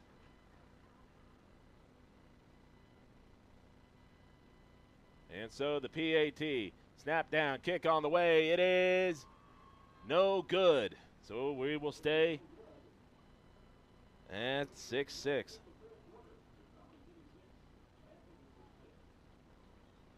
So 6-6 ball game. 9:38 left to go here in the third quarter.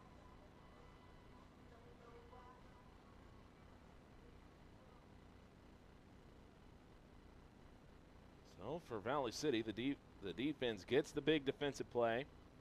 Can they get 2? Said at the halftime show that this game was going to come down to which team gets the big defensive play. Well, Valley City just got the biggest defensive play of the game. Setting up their offense here. And now we have an opportunity to see how Dickinson will respond after their first real setback of the game.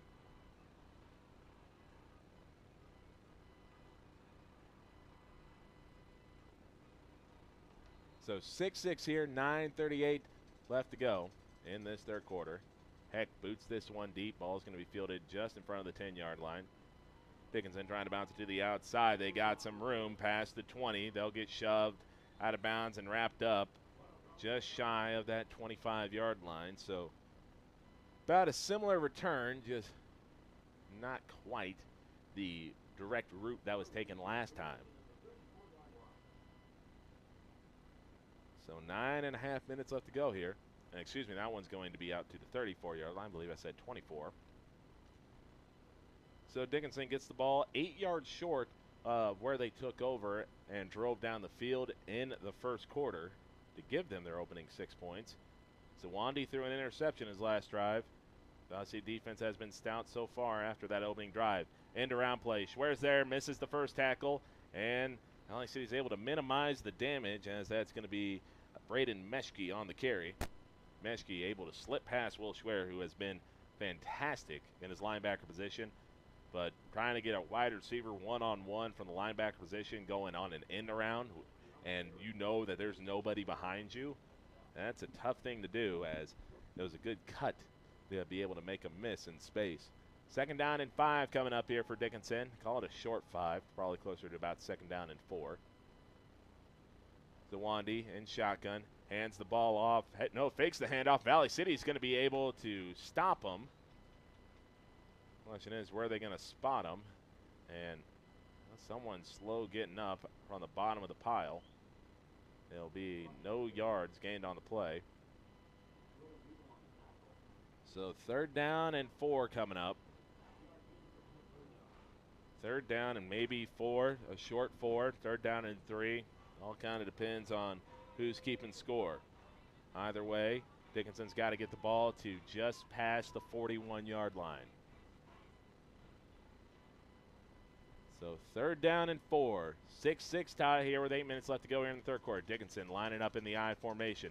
They're going to turn around and hand it off, and he gets destroyed in the backfield.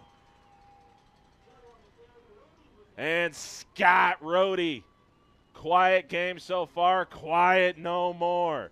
Blast through the defensive line and snuffs out the drive for Dickinson.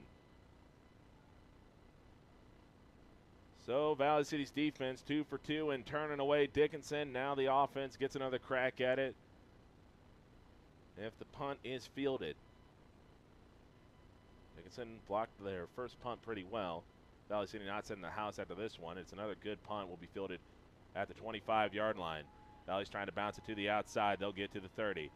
35 takes a big shot, stays on his feet. And that was Derek Shape on the return. So he'll get this ball right to the 32-yard line. So both teams trading possessions here midway through this third quarter, with possession starting off at their own 32. For Dickinson, it was a 3-and-out. For Valley City, it is yet to be determined. So 1st down and 10 for Valley City. Ball just past that 35-yard line. City got a touchdown their last drive, but they got dealt a short field. How will they respond here with a full-length drive to go? Heck, dropping back to pass, has some time, sets up, looking for the bomb deep. He's got a man, and it's going to be caught at the 40-yard line and knocked out of play. And so Valley City able to get the deep shot. It's been there all game.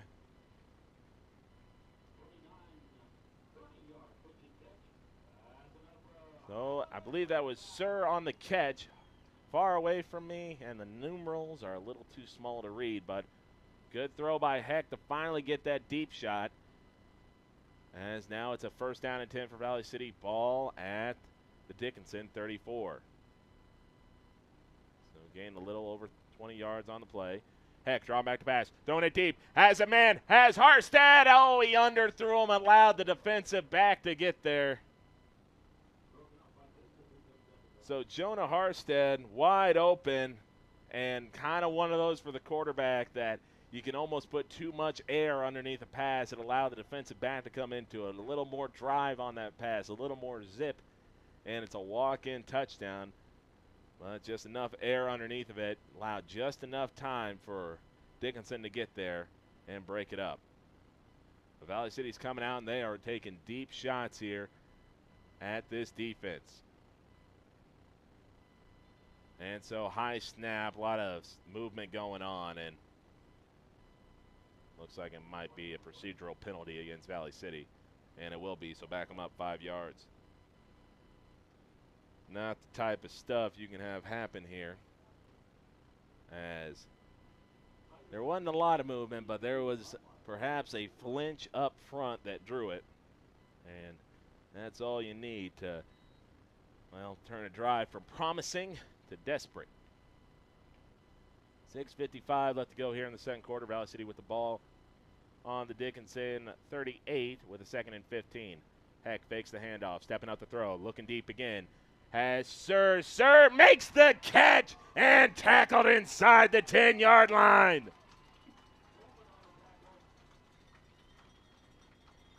Valley City is going right after him, saying enough playing small ball, we're going to take our shots. And they get a first down and 10 at the 11. They're going to say he stepped out of bounds, and this is actually better in my opinion than that first down and goal from the 10-yard line. You get a yard buffer, which means if you get the ball at the 2-yard line, you can quarterback sneak it and you don't have to get into the end zone.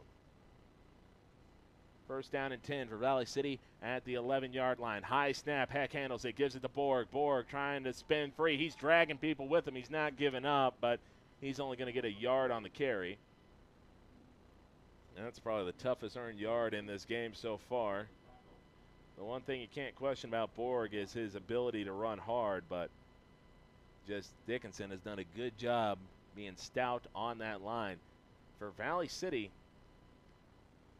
if they don't get into the end zone here, they did miss a PAT, but you're essentially in PAT range. And if you trust your kicking game, you might trust him to get you 3 points here and a lead.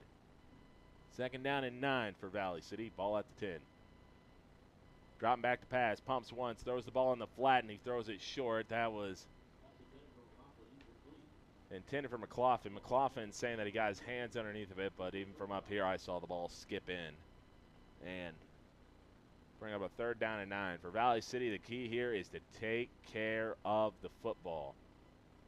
You can't score unless you give yourself an opportunity to score. If you feel like you got 2 plays, well, try to have the distance. If you feel like you can take a field goal here, just make sure you don't throw the interception. 2 wide receivers out to the left and right. Man coming from right to left. Now it's going to go to the tight end. 5 seconds on the play clock, and timeout's going to be called. So Valley City is going to burn their first timeout here of this second half. So we'll take the break. 5:58 left to go here in the third quarter. 6-6 tie. Timeout brought to you by Mobility Plus Rehabilitation. This is Dr. Ryan Lorenz, physical therapist at Mobility Plus Rehabilitation, with offices in Enderlin, Lisbon, Gwinner, and Valley City. Our mission is to provide exceptional physical and occupational therapy by highly skilled therapists to minimize pain and maximize mobility, which quickly allows you to return to the quality of life you desire. We will evaluate and educate you on your condition, review treatment options, and create an effective treatment plan to solve your impairments based on your unique situation and needs. I invite you to call our offices at Mobility Plus today.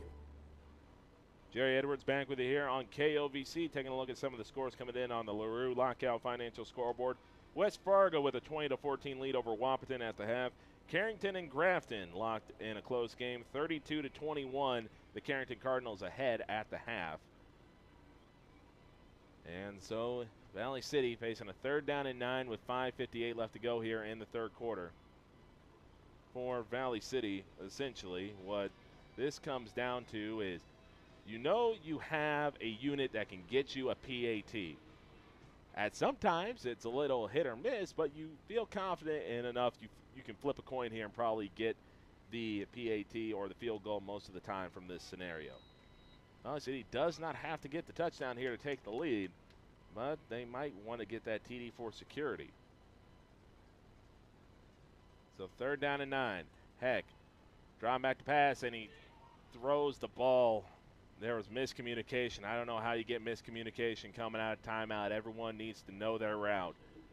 Either the wide receiver was running a sluggo when he needed to run an out to the sideline. Sluggo route is where you essentially go up, take a quick cut, and then head back to vertical, which is a concept to try to shake off that defensive back. Either it's an option route or there was just miscommunication between the two, and either way you can't have that coming out of the timeout. So Valley City's going to kick the field goal here. Heck's field goal is up. He gets every bit of this one, and it is no good. So Valley City's left 4 points on the field with these missed kicks. And so 2 chip shots are the difference between Valley City leading 10-6 and a 6-6 tie. I think both sides right now are realizing that, well, there's only one way to win this game, and that's getting the ball in the end zone. Valley City's been able to drive the ball here, but they got to show more creativity than what they're showing right now in the red zone. Too much throwing the ball short of the end zone. Too much just trying to run it right at a Dickinson defense that's been good all day. Got to be able to try to create some space. And Dickinson, their defense comes through again, forces that turnover on downs. Zawandi dropping back to pass, under pressure, throws the ball. It's high off the fingertips of the wide receiver, and now it was floating up there. Valley City could not quite get there to intercept it. So Dickinson has not moved the ball here in the second half, as Stephen Zawandi, the senior quarterback, has missed high with a couple of throws and was lucky that one did not go straight up into the air. If it got straight up into the air, Valley City might have been able to catch that and take it all the way the other direction for 6. So Dickinson, 2nd down and 10, ball at their own 20-yard line. Now they fake the end around. Zawandi keeps it, and he'll be tackled for about a 5-yard gain. Marking about a 6-yard gain for Zawandi as he's able to clear past the 25-yard line. So this will bring up a 3rd down and 4. And another tweener down here for Dickinson. They get this ball to 4th and short, like 4th and 1. I would not bet against Dickinson going for it here. They have that much trust in their run game. But they're going to go empty here. Trips to the left. 2 wide receivers out to the right. Zawandi all by himself. Now he's going to keep it. Tries to bust it to the outside, and he's going to be a yard or 2 short. A yard, it's a no-brainer. Go for it. 2 yards short, you got to give it a bit of a pause. Nope, they're going to give him the first down on that. That is a very, very decent spot. One that I didn't think was there, but I am far away. The referees are there. Perhaps Zawandi fell on top of a body, but he needed 4, and looks like he got every 4 yards that he needed, down to the last cent. So 1st down and 10 going here. Two wide receivers out to the left, trips to the right. Zawandi, draw back to pass, pump fakes, throws it over the middle, and it's going to be caught. Wide receiver blown up over the middle. And over these, when you see that, you don't want it to be a penalty. No penalty to be called, but it is a first down for Dickinson. Valley City knows that Dickinson is probably not going to try to go for the PAT.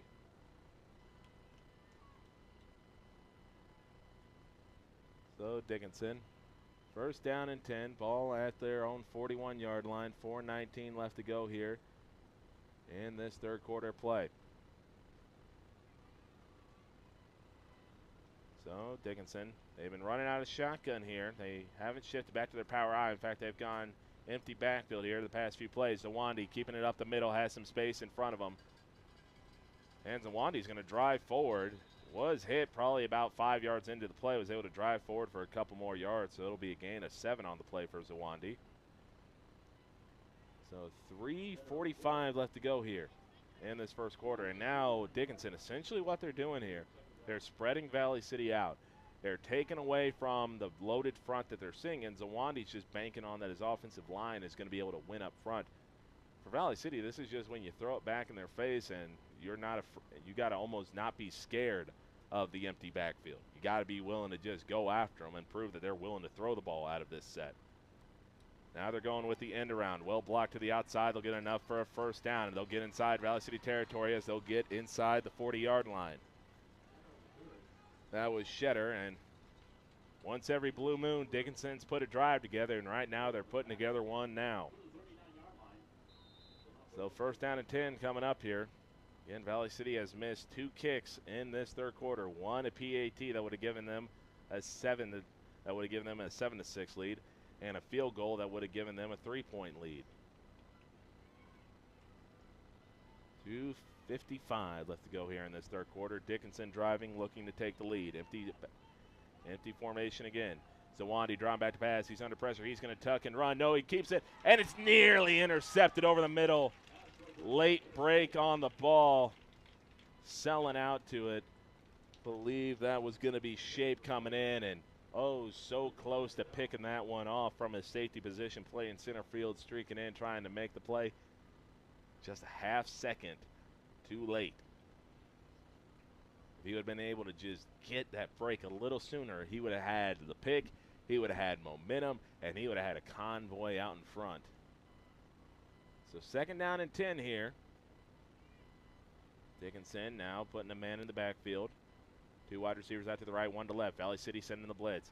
Good blocking up front. Pass too far out in front, though. And this is going to bring up a third down and 10.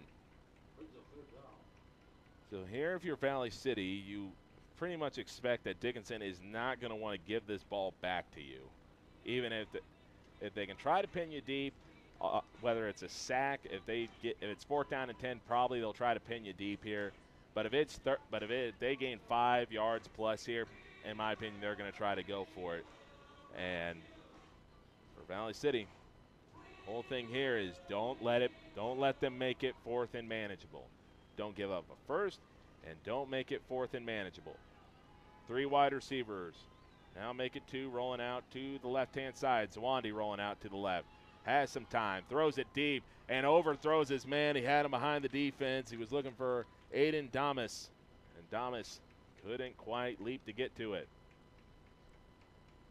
So Valley City forces a 4th and 10, and this one, if you're Dickinson, as much as you may want to go for it, the odds are not in your favor, and you're not down. If you were down 3, if you were down 7, you might think about going for this. But you're tied. Try to play the field position game and count on your defense to get a stop. This has become a very strategic game so far. Dickinson to punt this. It's a line drive down the middle. Valley City's not going to field it, but that ball bounces straight up into the air. And Dickinson, they fall into the end zone. That has to be a touchback. No, they're going to say he downed it at the 1. How? Half his body's in the end zone. Half his body's in the end zone, and they spot him at the 1. All right.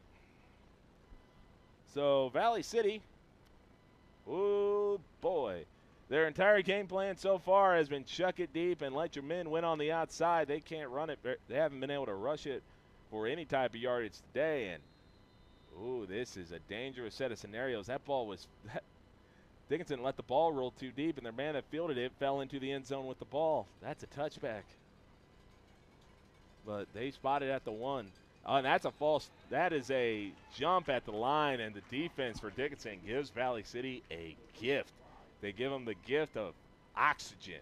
They give them the gift of 5 yards and not have to play directly on their own goal line. It's not an ideal spot, but, you know, you'd rather take a snap at your own 5 than a snap at your own goal line. First down and 5. Valley City gets the ball deep inside their own territory with 2:24. Heck. Pumps deep, throws it, has got Harstad, and Harstad, for about the 3rd time today, is let down by a pass that has too much air underneath of it.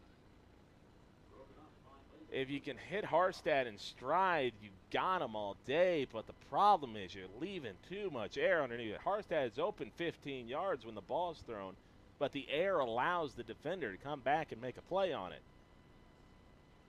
So Valley City, they're not moving away from taking shot plays here. They know it's there. They know they can get Dickinson on it, but, man, you just got receivers.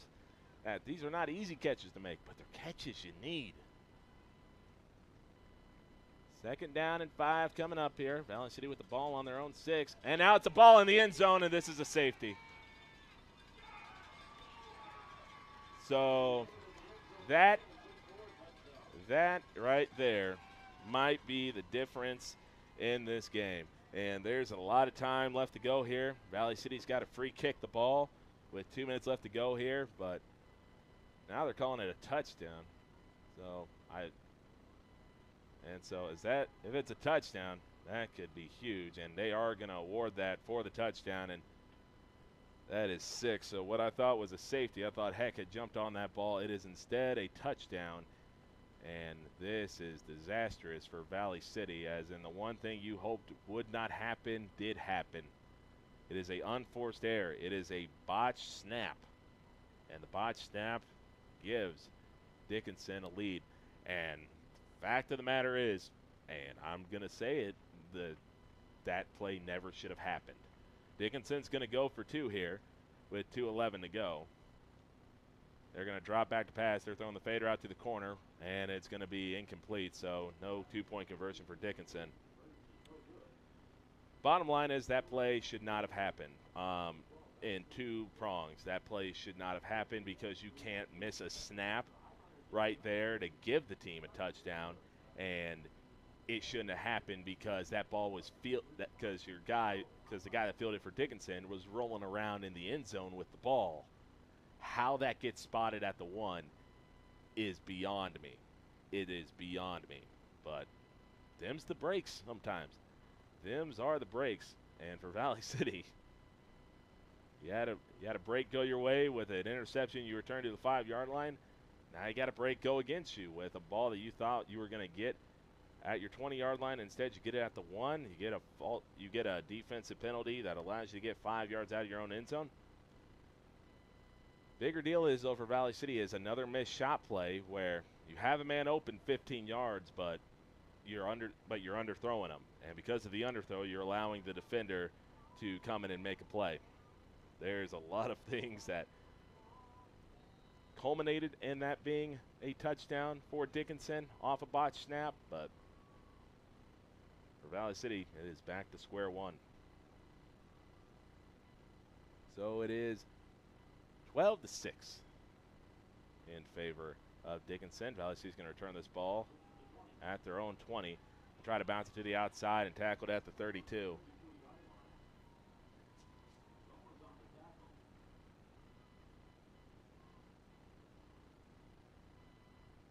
So Valley City had the momentum, and now they've lost the momentum, and now they got to find a way to get it back.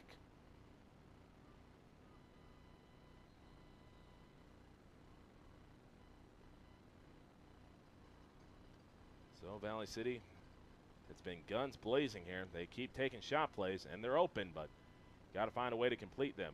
Hex going deep to Harstad. Harstad in double coverage, and he makes the no. For about the fourth time today, Harstad couldn't maintain possession of the ball. That ball was caught, then it got stripped. It was in the air, and Harstad just could not quite control it before it hit the ground. And the referee was not in a great place to see the ball. Harstad jumped up like he made the catch. The referee said incomplete. There was a pile of bodies that fell on that were going for the ball. And again, referees don't get the benefit of replay here in North Dakota high school football. They get one chance to make it, and from up here, I thought it was incomplete as well. 1:56 left to go here in the third quarter, excuse me. Second down and 10. Valley City trails 12-6 on the LaRue Lockout Financial scoreboard. Hand the ball to Borg. Borg's got some room, gets yanked down from behind. It's close to a 10-yard gain. They'll give him 9. So that's what happens when you keep taking chunk plays or keep taking shots down the field. It forces Dickinson to play more men back, forces them to drop more men back, and forces a little bit easier fronts to run against, and Valley City's able to get 9 on that to set up a 3rd down and 1. So Valley City going to come out of shotgun, 2 wide receivers to the left and to the right. They're playing press coverage. If they win at the line of scrimmage with their wide receivers, the deep shot is open. They fake the handoff to Borg, throw it in the flat. Pass is bobbled. And that ball was bobbled from the beginning. The defense had no impact on that ball being caught. It was in and out of the receiver's hands. So that'll bring up a 4th down and 1, and you can't punt this if you're Valley City because you may never see this ball again. You have to trust that your offensive line is going to win up front. You got to trust that your running back or quarterback, whoever's going to keep this ball, gets this yard. Valley City is going to go for it. They're going out of shotgun. This is going to be close. Hike the ball back to shotgun. Hex throwing it deep. He's got a man, but he overthrew him by 5 yards.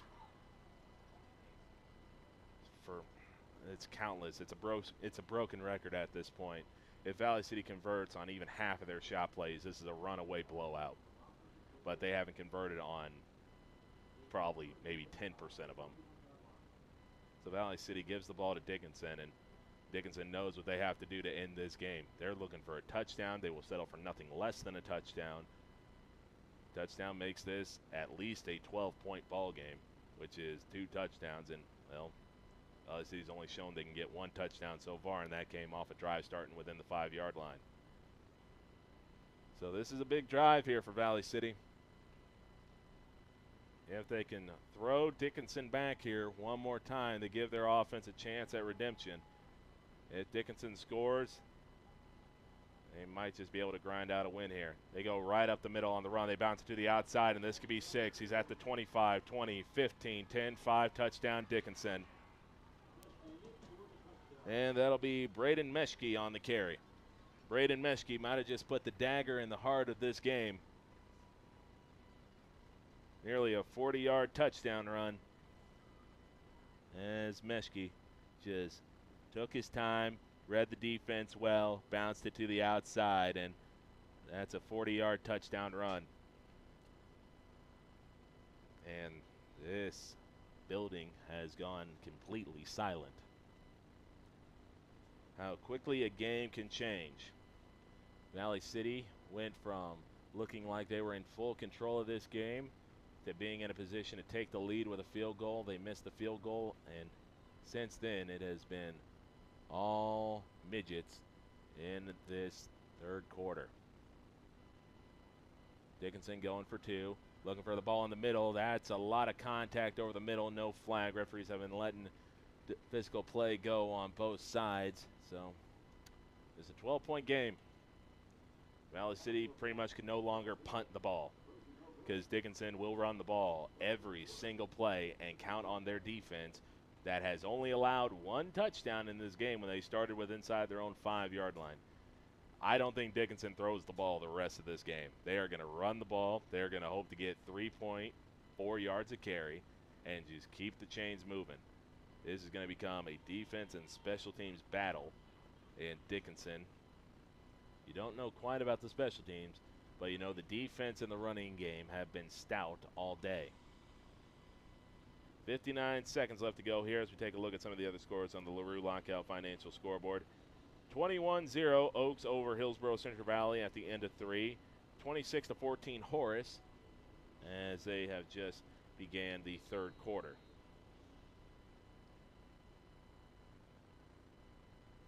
So Dickinson getting set to kick this away from their own 40-yard line. It is now 18-6 in favor of Dickinson. As turning point in this game was a couple of plays that we'll get to here in a little bit. Valley City's going to let this one roll, and now they muff the kickoff. They still muff it, and Dickinson's going to recover it. This is turning into a catastrophe right now. Valley City, they just misread the kick. The first wave thought they were going to play the ball. They let it go over their head. Should have been fielded at the 30. Instead, it's fielded at the 20. This ball is oblong shape. You don't know how it's going to bounce. It kicks up, hits the returner in the face, doesn't scoop it up then. Misses the scoop up on the second time. By the third time he tries to go get it, Dickinson player jumps on the ball. So Dickinson is going to get another opportunity here to just keep adding on to their lead.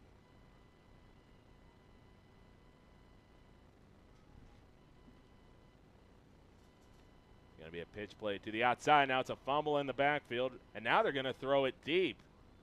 And, well, Valley City's going to catch a break. I don't know if that was the call, but the running back saw that he had a one-on-one matchup in the end zone. It was good defense by Shape to stifle out a possible trick play, whether it was intended or not, but it is going to be 2nd down and 10 coming up here for Dickinson.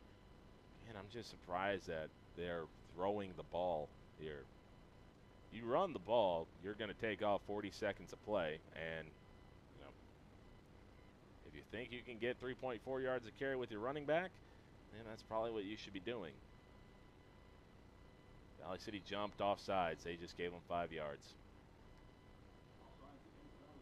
So Valley City gives Dickinson 5 yards. And just going from bad to worse, Carter Borg coming in. He's holding his side as he jogs off the field, holding what would be his left thigh. And that is a player that you cannot have go down, both offensively and defensively, a massive part of this team. 44 seconds left to go here in this third quarter. Dickinson with a 2nd down and 5 deep in Valley City territory.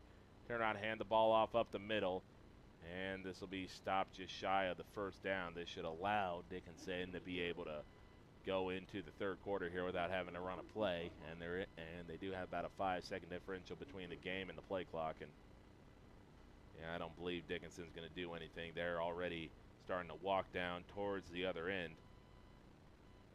And so we will let the clock run out here. Valley City, they need a lot going into this fourth quarter. They need a defensive stop. They need multiple defensive touchdowns. They need to get out of their own way, as that is kind of the message that's going to be hailed in this talk at the intermission is we're not dead yet, but we got to get out of our own way, and it's got to start up here with a big stop deep in their own territory.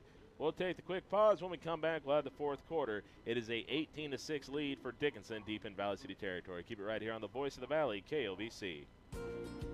This is Amy Heim, nurse practitioner with Sanford Health. Well child checks are important visits for children of every age. Yearly well child checks are recommended for children 3 and older and more frequently for those younger than 3. It is at these visits that growth, development, and preventative care are addressed in an effort to keep children as healthy as possible. Recommended immunizations are also discussed and provided at these visits. Call 742-3267 to schedule at your local Sanford Health Clinic in Ellendale, Foreman, Gwinner, Lemoore, Lisbon, or Oaks.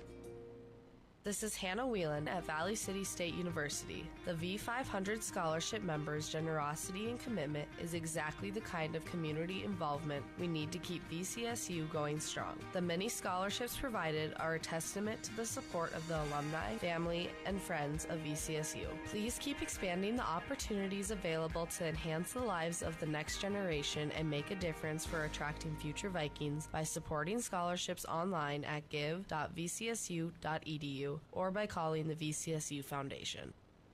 And we're back here at Hannah Field. It is 3rd down and 1 for Dickinson. They have a 2-touchdown lead. They lead 18-6 on the LaRue Lockout Financial scoreboard. They'll turn around and plunge straight ahead. They'll get enough for a first down as they'll rumble just shy of the 5-yard line. For Dickinson, they're not going to pass this ball. I would be absolutely astounded if in this fourth quarter Dickinson passes the ball more than 3 times. They might pass if it's like 3rd and 12 or something like that, but if it's just going to be 3 yards in a cloud of dust, Dickinson's just going to keep handing the ball off and play the clock and position game. So it's going to be 1st down and goal for Dickinson. The game pretty much hanging in the balance here. Highliners need a goal line stand here to give themselves a chance. Touchdown here makes it 18 at least, which makes it a 3-score game. Turnaround handoff up the middle. It's stifled initially, and they're still pushing. The pile is eventually going to get shoved backwards. Might have been getting to the original line of scrimmage, and that's pretty much where they'll spot them.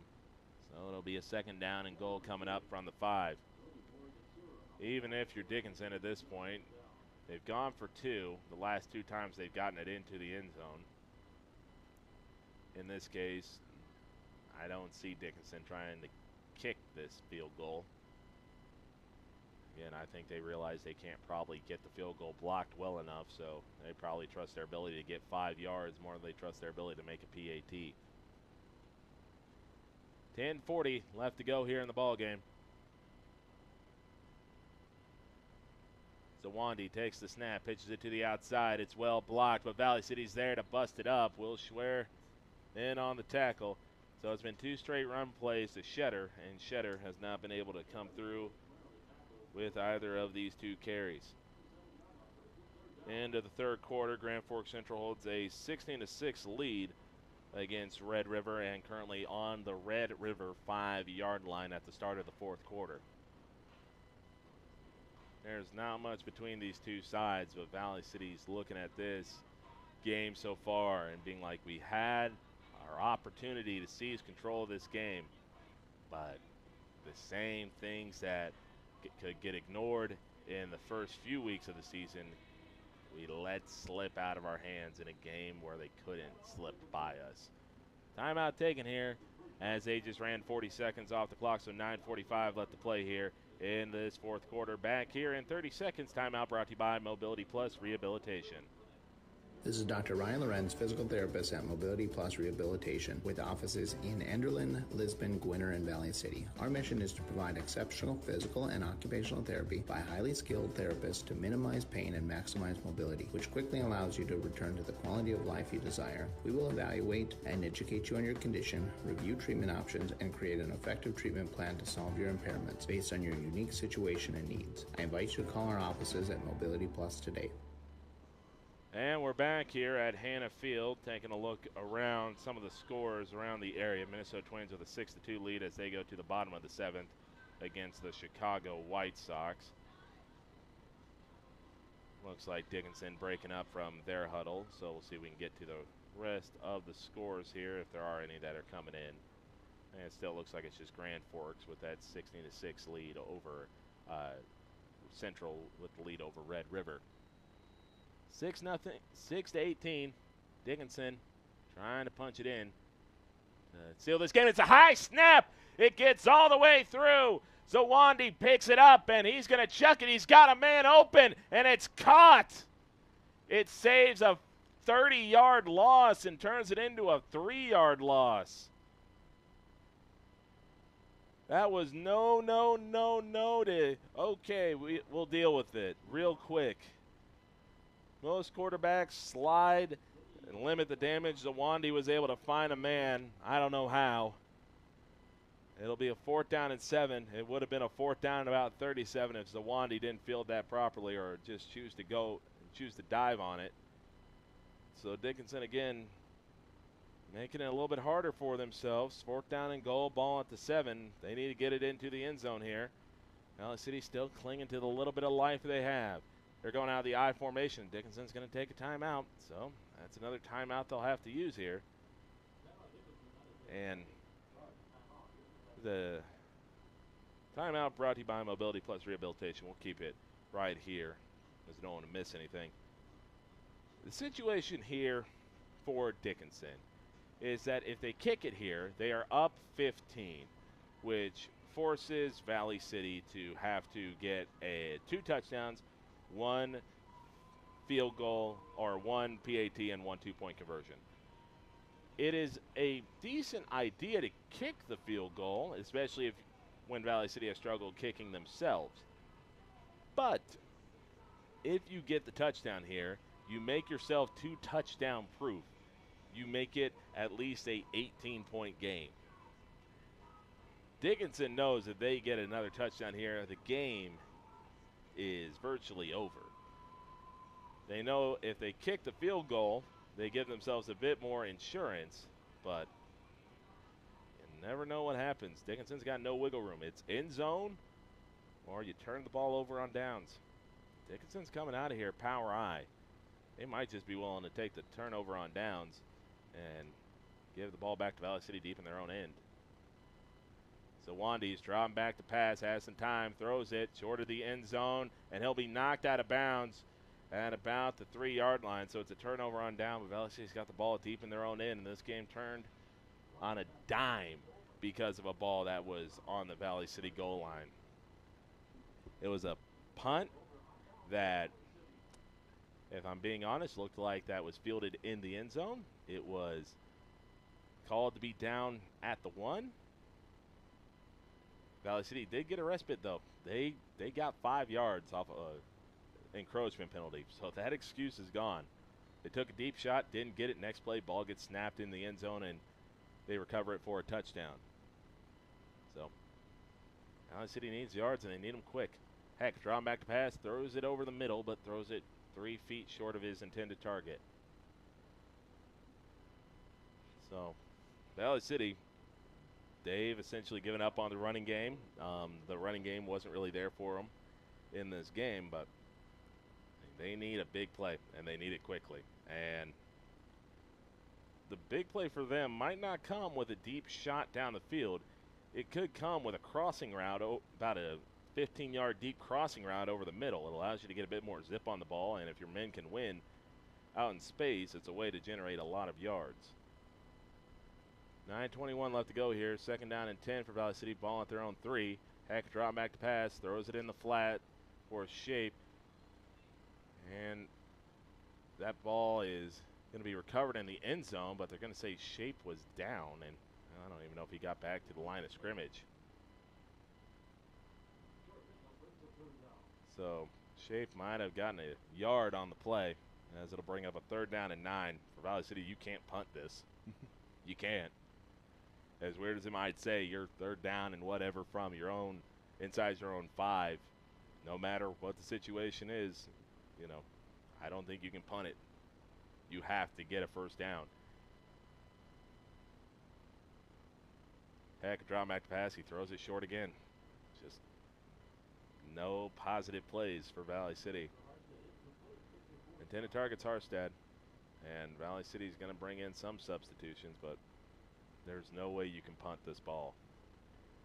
If you punt this ball, you're essentially giving Dickinson a green light to run off 4 minutes, which you need. So Valley City's coming out here. Wide receivers potentially on the left and right side, but Heck's lining up deep. Valley City's going to punt this away. They're going to punt, and this is going to be rolling past the 50. It's going to roll inside Dickinson territory and going to be picked up about the 42-yard line. I understand why you punt in that scenario. It's not a call I would make. In my opinion, time is of the essence here, and it doesn't really matter if you lose by 3 touchdowns or you lose by 2 touchdowns. If you don't get the 1st down there, you hand essentially Dickinson 6 points. If you punt this ball away, Dickinson can run at least 2 minutes off the clock. You get 40 seconds on the play clock per play. Dickinson has shown no reason why they would want to pass the ball here, why they would want to do anything. So for Valley City, if you are going to punt away, you get a stop here, well, you better start trying to use your timeouts to try to preserve as much of it as you can. And they jump off sides, jump off sides on the offense, so that's going to be a false start. Tight end lined up over on the left side. Settle back. Dickinson up 5 yards. Dickinson's essentially main goal here, don't put the ball on the deck. Don't put it in harm's way. The clock is your friend. Now, the problem here for Dickinson is they only have one timeout. So they did this earlier in the second half when they just ran the clock down, called timeout. Now they only can do it one more time.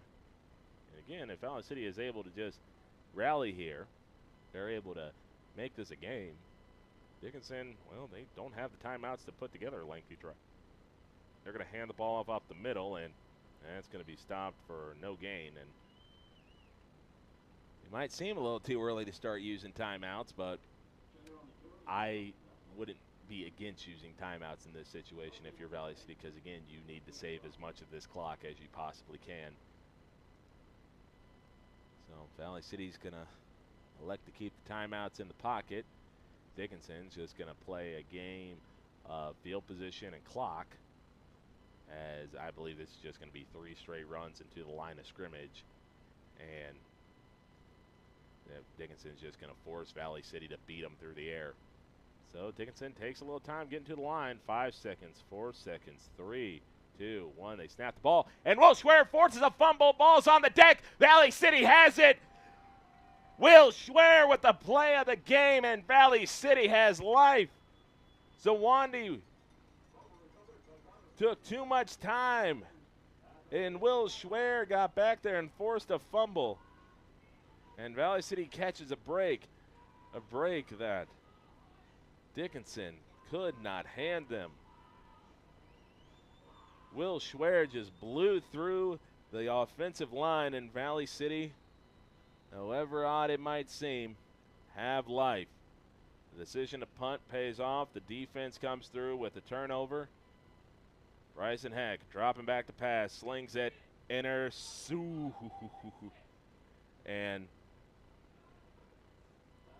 that is something that Dickinson will want back. The coaches are sitting next to me in the left-hand side, and that table is taking a beating.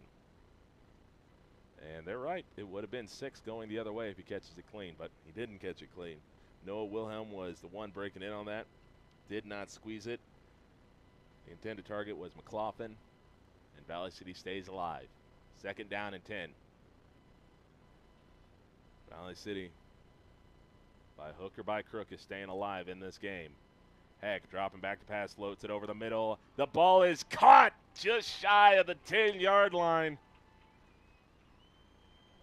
And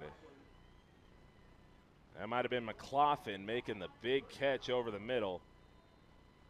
And the Jaws theme song starting to sound potentially in the back of the Dickinson player's mind. As Valley City looked to be dead a little bit ago, but Will Schwer forces a fumble to keep them alive. 7 minutes left to go here in this fourth quarter. Valley City down 12. Heck rolls out the pass. This is going to be caught at 10-yard line, and a stellar play on defense. Trips up Shape.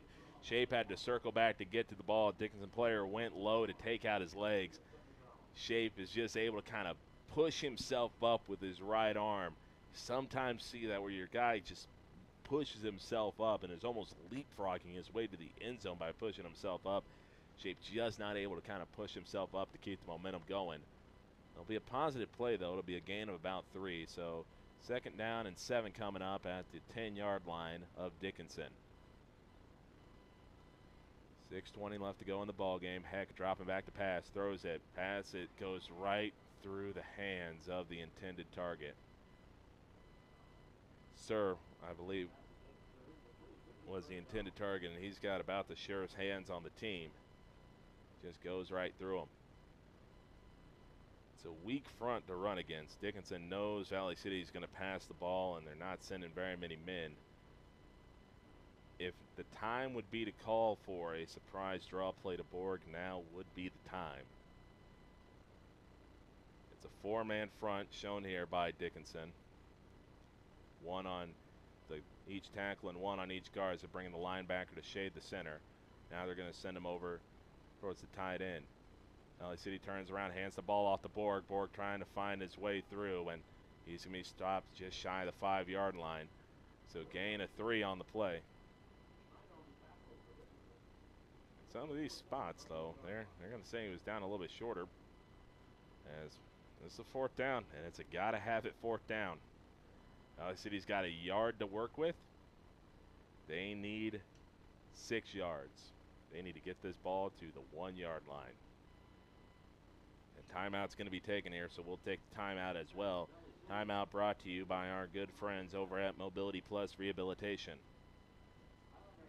This is Dr. Ryan Lorenz, physical therapist at Mobility Plus Rehabilitation, with offices in Enderlin, Lisbon, Gwinner, and Valley City. Our mission is to provide exceptional physical and occupational therapy by highly skilled therapists to minimize pain and maximize mobility, which quickly allows you to return to the quality of life you desire. We will evaluate and educate you on your condition, review treatment options, and create an effective treatment plan to solve your impairments based on your unique situation and needs. I invite you to call our offices at Mobility Plus today. So the ball game is pretty much riding in the balance on this play. It is 4th down and 6.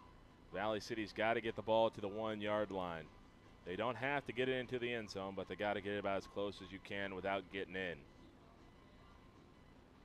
This game is alive because of Will Schwer. Will Schwer made the play of the game, bursted through the line of scrimmage to make a fumble, to force a fumble, as Stefan Zawandi did not sense the pressure coming. And now the game rides in the balance. 4th down and 6. 5:41 left to go in the ball game.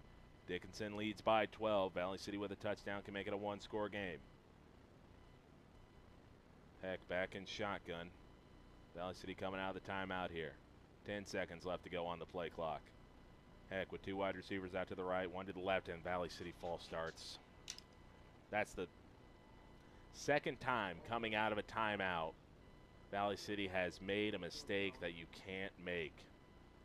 Out of 1 timeout, there was confusion between the wide receiver and Bryson Heck of what the route was supposed to be. The wide receiver essentially ran a sluggo route, where it's just a stop and stutter route to where you run, cut, and then go up again. Bryson Heck thought he was going to run an out route. It was an incomplete pass. This timeout, everyone should know what the snap count is. You should be telling every single person on your team, repeat to me what the snap is. And they just commit the false start, so it's a 4th down and 10. This is going to be thrown short, and there's no chance for this play. Valley City threw the ball 8 yards short of the line of gain. It's one of the mistakes you can't have. It's a mistake you just can't have. Valley City's had a bunch of those mistakes this game. Is there a 12-point difference between Dickinson and Valley City between the quality of the teams? No. Is there a difference between with the way both teams have taken care of the balls and executed? Yes. 5.5 minutes left to go here in this first half. The Valley City defense, they've given the offense life multiple times. Now they need to bust out the paddles here and find a way to shock them back to life one more time. They got to force a fumble. They got to force an interception. They cannot allow Dickinson to get a first down, because a Dickinson first down is more time off the clock, and it's more time Valley City can't stop because they had to burn a timeout. Turn on handoff up the middle. Schwer able to bust up the play early, and this will be stopped for about a 2-yard loss. Schwer shoved his man all the way back into the backfield. And so it'll be about a 2-yard loss. But again, Dickinson here, they are not going to risk this ball.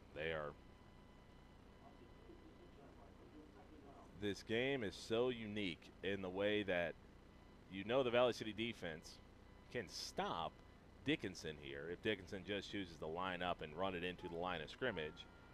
But the offense has not scored a lot of points, but they have the ability to hit a big shot. It's like having a boxer with knockout power that's down through 10 rounds. He's wounded, but he ain't dead quite yet. Although Valley City's starting to run out of time. Valley City's defense stops another run play as Dickinson again just plunges it to the right side for maybe a 1-yard gain. So it'll bring up a 3rd down and 11.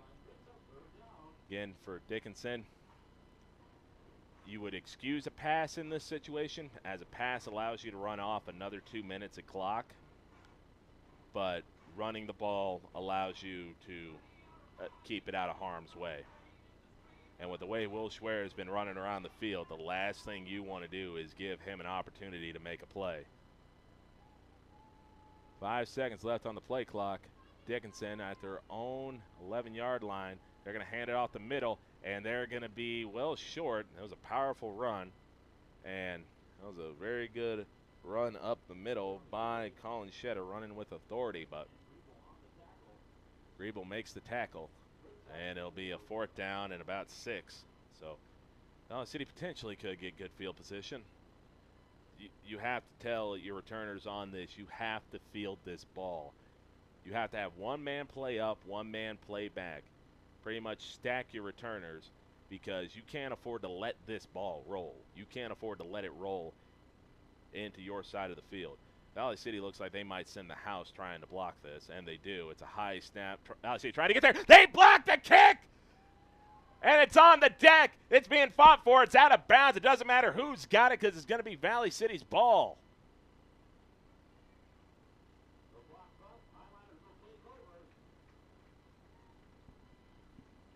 Again, I have no idea how Valley City's still in this game.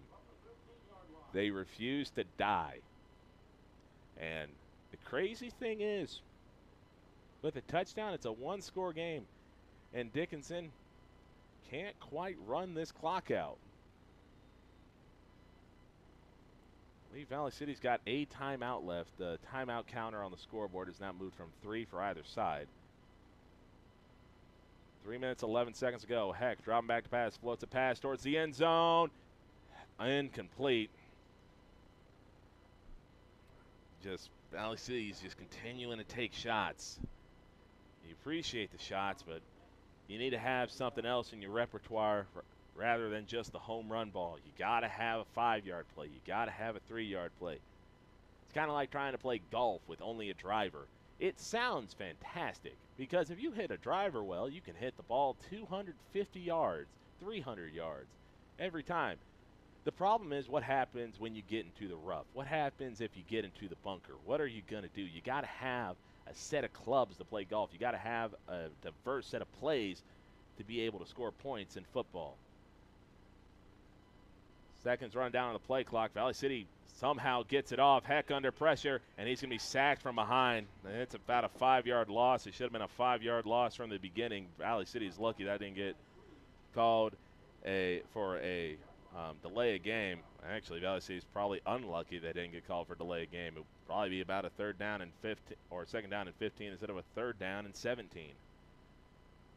Just for Valley City, just all the times the defense, the special teams has kept them in this game, but the offense has just not been able to string anything together. Heck, drawing back to pass, throws over the middle, pass is too high. There's just no intermediate passing game for Valley City in this half. They've completely thrown out any desire to try to get bit by bit, and instead of trying to swallow everything whole. And when it works, it's fantastic. When it doesn't, you're left with looks like this: 4th down and 15, with the ball needing to get to I believe the 2-yard line. So Valley City again with an opportunity. Heck, throwing it to the end zone. This is going to be broken up. Double coverage. And so it's just one of those things, man. It's like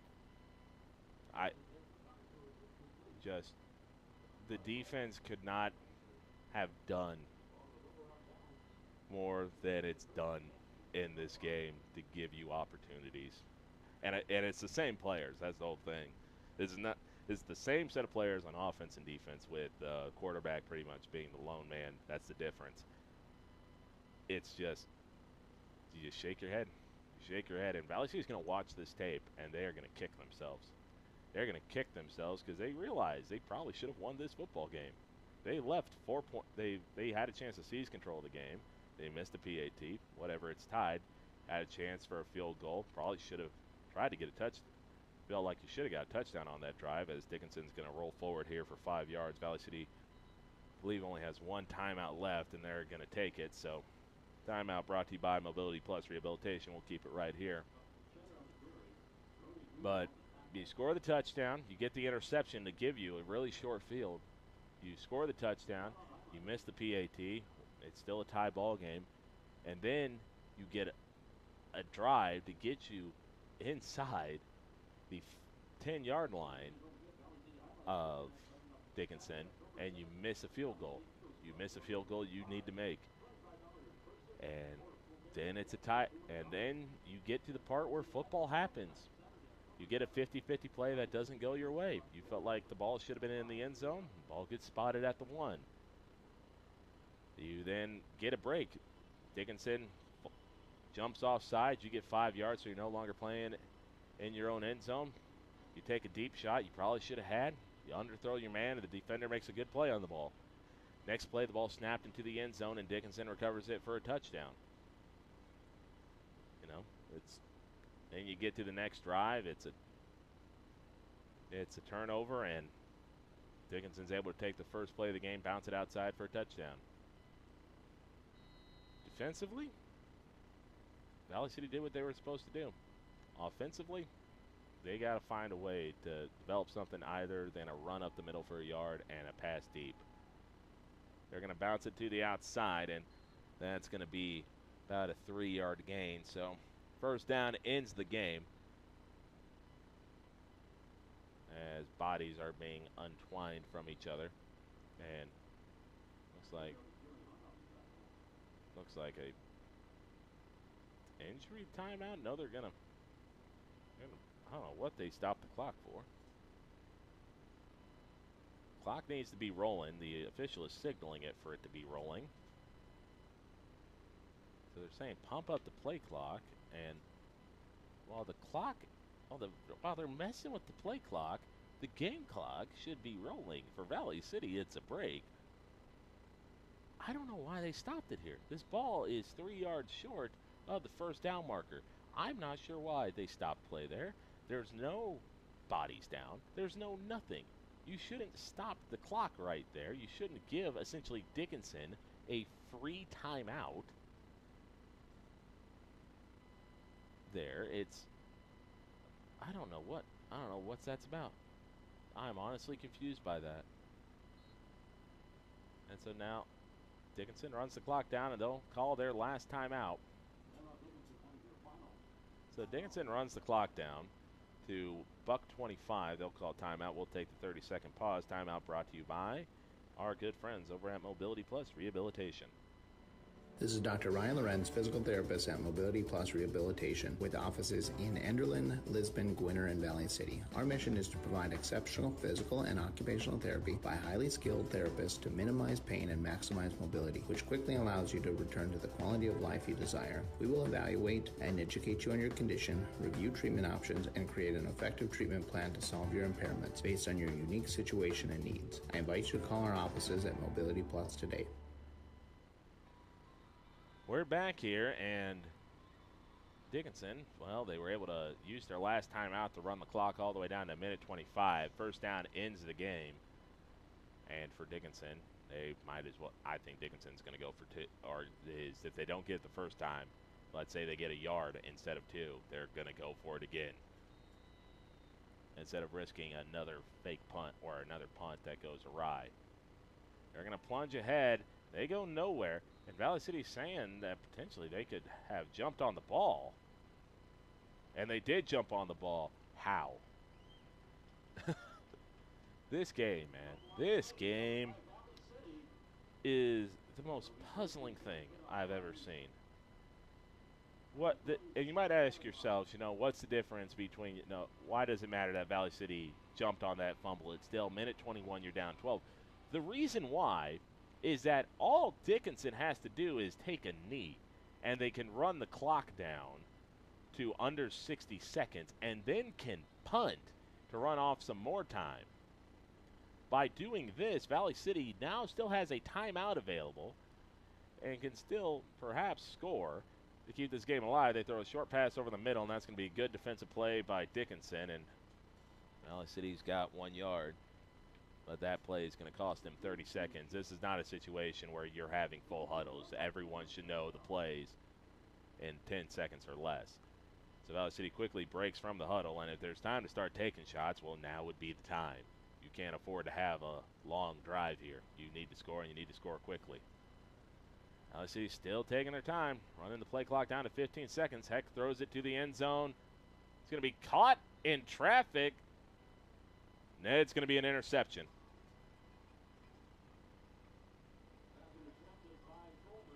And I believe that's going to be an interception. Might have been by Maddock Tolman. So Maddock Tolman intercepts the ball at the 3-yard line. And that'll be the ball game. Mercifully, it'll be the ball game. If Dickinson's got any sense about them, they'll take a knee to end this game instead of running plays that have resulted in 3 turnovers inside their own 30-yard line. If this is just peculiar. If you were going to tell me Valley City forced 3 turnovers in the 4th quarter inside Dickinson's 30-yard line, I would have told you this game would have been over. But as the Dickinson defense, they held strong. They didn't give anything up. I mean, this ball is not at the, it's like at the 20, is at the 2-yard line. It's not a gimme. And so cue rugby scrum. They're going to go forward, and Valley City, I think, is going to let this game end. And that'll be it, as the play clock will not be in sync with the game clock, and the clock should be able to run out here. That'll be the ball game. Dickinson will win 18-6 in a game where Valley City will look back and, well, they probably think they should have had this win, and, well, it'll be a tape that is not going to be fun to watch. It is a game where you force 3 turnovers in the 4th quarter, deep in your opponent's territory, and lost. That's football sometimes, folks. And Valley City's record will drop down to 3-1. Dickinson will improve to 4-0. We'll be back here in a little bit with our post-game show. We'll be handing out our Player of the Game Award, and that Player of the Game Award is going to be brought to you by the good folks over at Ivy Real Estate Group. So keep it locked right here on the Voice of the Valley, KOVC. We'll be back here in about 5 minutes. CHI Mercy Health of Valley City strives to bring you only the best in healthcare, which is why they're always working to improve their healthcare facility. Right now, the emergency room area is under construction. During this time, they ask that all patients and visitors avoid the use of the ambulance garage entrance and use the front entrance located on the southeast side of the building for the time being. If you should have any questions or need assistance, please contact CHI Mercy Health of Valley City at 701-845-6400.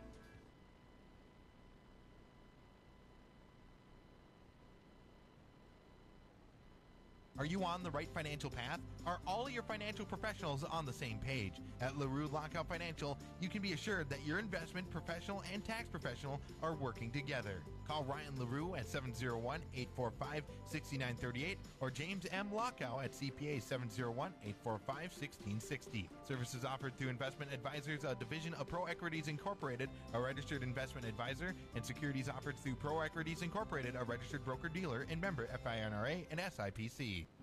Every body is different. Some experience injuries, while others need extra support. I'll help you, Grandma. At Jamestown Regional Medical Center, your health is what matters most. Our orthopedics and sports medicine team care for you and your unique needs. Their goal is to help you live your best life. Choose Jamestown Regional Medical Center for care of hips, shoulders, knees, and broken bones. Learn more at jrmcnd.com/orthopedics. At Bank Forward, we focus on building relationships. Hi, I'm Kara Weep with Bank Forward in Valley City. Whether it's opening a checking account, saving for college, or starting your own business, Bank Forward is the bank big enough to help, but we're small enough to know your name. Call 845-1220 or visit bankforward.com today. Striving to be the bank that defines customer service since 1927. It's simply the Forward way. Bank Forward, member FDIC. Now is the time, now is the time. Why choose professional eye care centers? Let me count the whys. First, there are now 4 great doctors to see. Dr. Frank, Dr. Freilich, Dr. Jangula, and now welcoming Dr. Bond. Next is their many locations. You can now see one of their spectacular doctors in Jamestown, Valley City, Carrington, and Edgeley. And finally, their fantastic frame selection. And yes, all of their frames and lenses are backed by warranty. Visit ProEyeCareCenters.com and make an appointment today. Professional Eye Care Centers, clearly the best. Grotberg Electric believes in quality first, taking pride in the work and standing behind every project they do. They bring together the power, technology, and experience to keep your business online. The success of Grotberg Electric depends on 3 major ideals: the quality of their products, the commitment to their customers, and most of all, their customer service. Call Grotberg Electric today at 845-3010 or visit them online, grotbergelectric.com. Hi, this is Clint from Central Avenue Health Mart Pharmacy in Valley City, your only locally owned pharmacy since 1989. When you're locally owned, you care about your community and your customers. We're here for you from 9 to 5:30 weekdays and Saturdays 9 to 1. We offer mail out with no additional product fee, and we offer an automated system for convenient refills. And as always, Dr. Natalie Meyer, Terry, Rachel, Cindy, Christina, or myself will answer your calls at 845-5280. Central Avenue Health Mart Pharmacy in beautiful downtown Valley City. Are you on the right financial path? Are all your financial professionals on the same page? At LaRue Lockout Financial, you can be assured that your investment professional and tax professional are working together. Call Ryan LaRue at 701-845-6938 or James M. Lockout at CPA 701-845-1660. Services offered through Investment Advisors, a division of Pro Equities Incorporated, a registered investment advisor, and securities offered through Pro Equities Incorporated, a registered broker-dealer and member FINRA and SIPC. This is Amy Heim, nurse practitioner with Sanford Health. Well child checks are important visits for children of every age. Yearly well child checks are recommended for children 3 and older and more frequently for those younger than 3. It is at these visits that growth, development, and preventative care are addressed in an effort to keep children as healthy as possible. Recommended immunizations are also discussed and provided at these visits. Call 742-3267 to schedule at your local Sanford Health Clinic in Ellendale, Foreman, Gwinner, Lemoore, Lisbon, or Oaks. This is Hannah Whelan at Valley City State University. The V500 scholarship members' generosity and commitment is exactly the kind of community involvement we need to keep VCSU going strong. The many scholarships provided are a testament to the support of the alumni, family, and friends of VCSU. Please keep expanding the opportunities available to enhance the lives of the next generation and make a difference for attracting future Vikings by supporting scholarships online at give.vcsu.edu. or by calling the VCSU Foundation. When gathering around the table with family and friends or enjoying a quiet meal by yourself, make certain you have the finest cuts of meat from Valley Meat Supply. Quality steaks and pork chops that make every bite a true delight. Valley Meat offers a wide variety to satisfy every taste and budget, including incredible sausage, several varieties of cheese, baked beans, award-winning beef jerky and snack sticks, and a great selection of spices. Valley Meat Supply, your locally owned, locally sourced meat market, located on West Main Street in Valley City. This is Dr. Ryan Lorenz, physical therapist at Mobility Plus Rehabilitation, with offices in Enderlin, Lisbon, Gwinner, and Valley City. Our mission is to provide exceptional physical and occupational therapy by highly skilled therapists to minimize pain and maximize mobility, which quickly allows you to return to the quality of life you desire. We will evaluate and educate you on your condition, review treatment options, and create an effective treatment plan to solve your impairments based on your unique situation and needs. I invite you to call our offices at Mobility Plus today. Jerry Edwards with you here from Hannah Field. Valley City loses to Dickinson 18-6. For Valley City, it's just one of those games. One of those games you're going to look back on and you realize that you probably should have won this game. It's a frustrating game. It's a game that you look back on and you ask any coach, coach, your defense forces three, turnovers, giveaways, whatever you want to call them, deep in opponent territory in the fourth quarter. What do you think are your chances of winning? He would say, well, they would all say that they would win that game. Not so. There's a reason everything is 99.9% sure, because nothing is 100%. Valley City had field position in the fourth quarter. They had a lot. in the fourth quarter.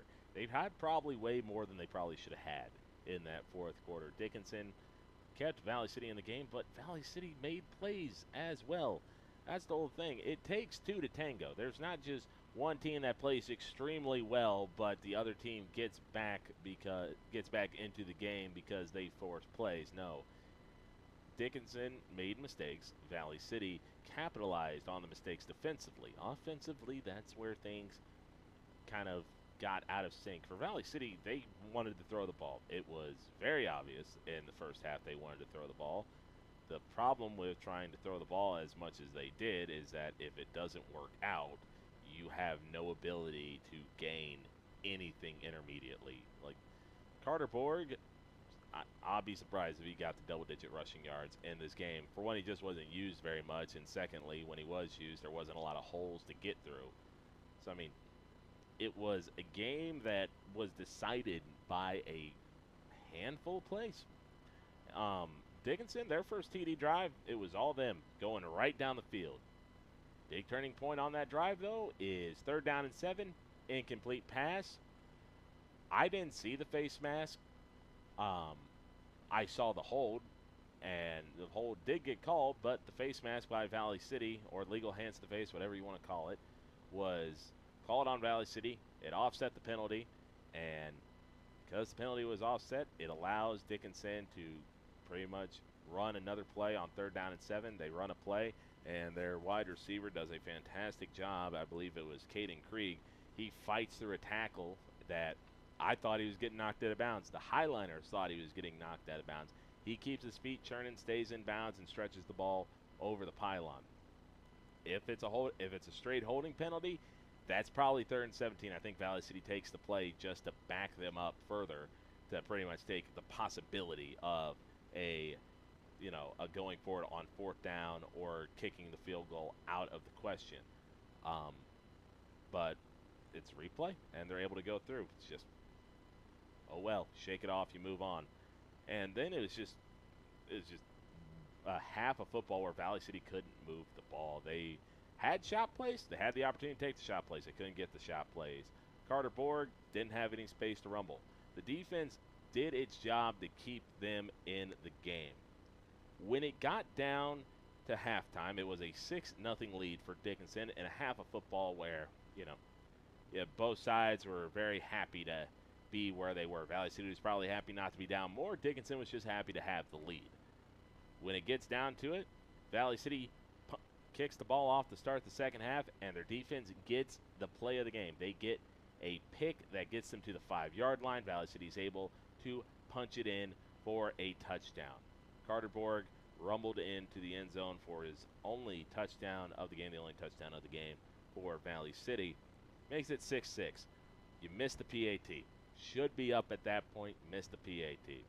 Next drive, defense gets another stop, and you're able to get the ball down inside the 10-yard line. You don't punch it in for a touchdown. You felt like you should have had the touchdown, but you feel confident enough in your kicking game to take a very makeable field goal. You missed the field goal. And from that point on, Dickinson dominated. They dominated. They were able to move the ball down the field. And, it's a game of inches. And I don't think anything symbolizes that better than perhaps the biggest play of the game, which was that punt that I will go for a long time saying that should have been a touchback. The guy's body's halfway in the end zone. It's not where the ball is recovered. It's where the defender is. And if his body touches the end zone, it's a touchback. It's that simple. It's a touchback. They spot it at the 1. But Valley City doesn't get to use that as an excuse. They got a gift in form of a defensive offsides call. They get 5 yards. They had a shot play. It should have been a walk-in touchdown. You had your man open by 15 yards, but you underthrew him. You underthrew him, and you allowed just enough time for the defender to come back and make a play on the ball. Next play, ball snapped into the end zone. Dickinson recovers it for a touchdown. I thought it was a safety. I honestly did. I turned around and started making notes in my logbook saying safety, because I thought Bryson Heck jumped on that ball. But there was a fight on the bottom part of the ball. It was recovered for a touchdown, and that, it gave Dickinson all the momentum back. And then the next set of plays, you give the ball to Dickinson deep in your own territory with the turnover that you just can't have. Dickinson's able to take the first play, punch it into the end zone for 6, 18-6. And then this is where Dickinson starts trying to give the game to Valley City.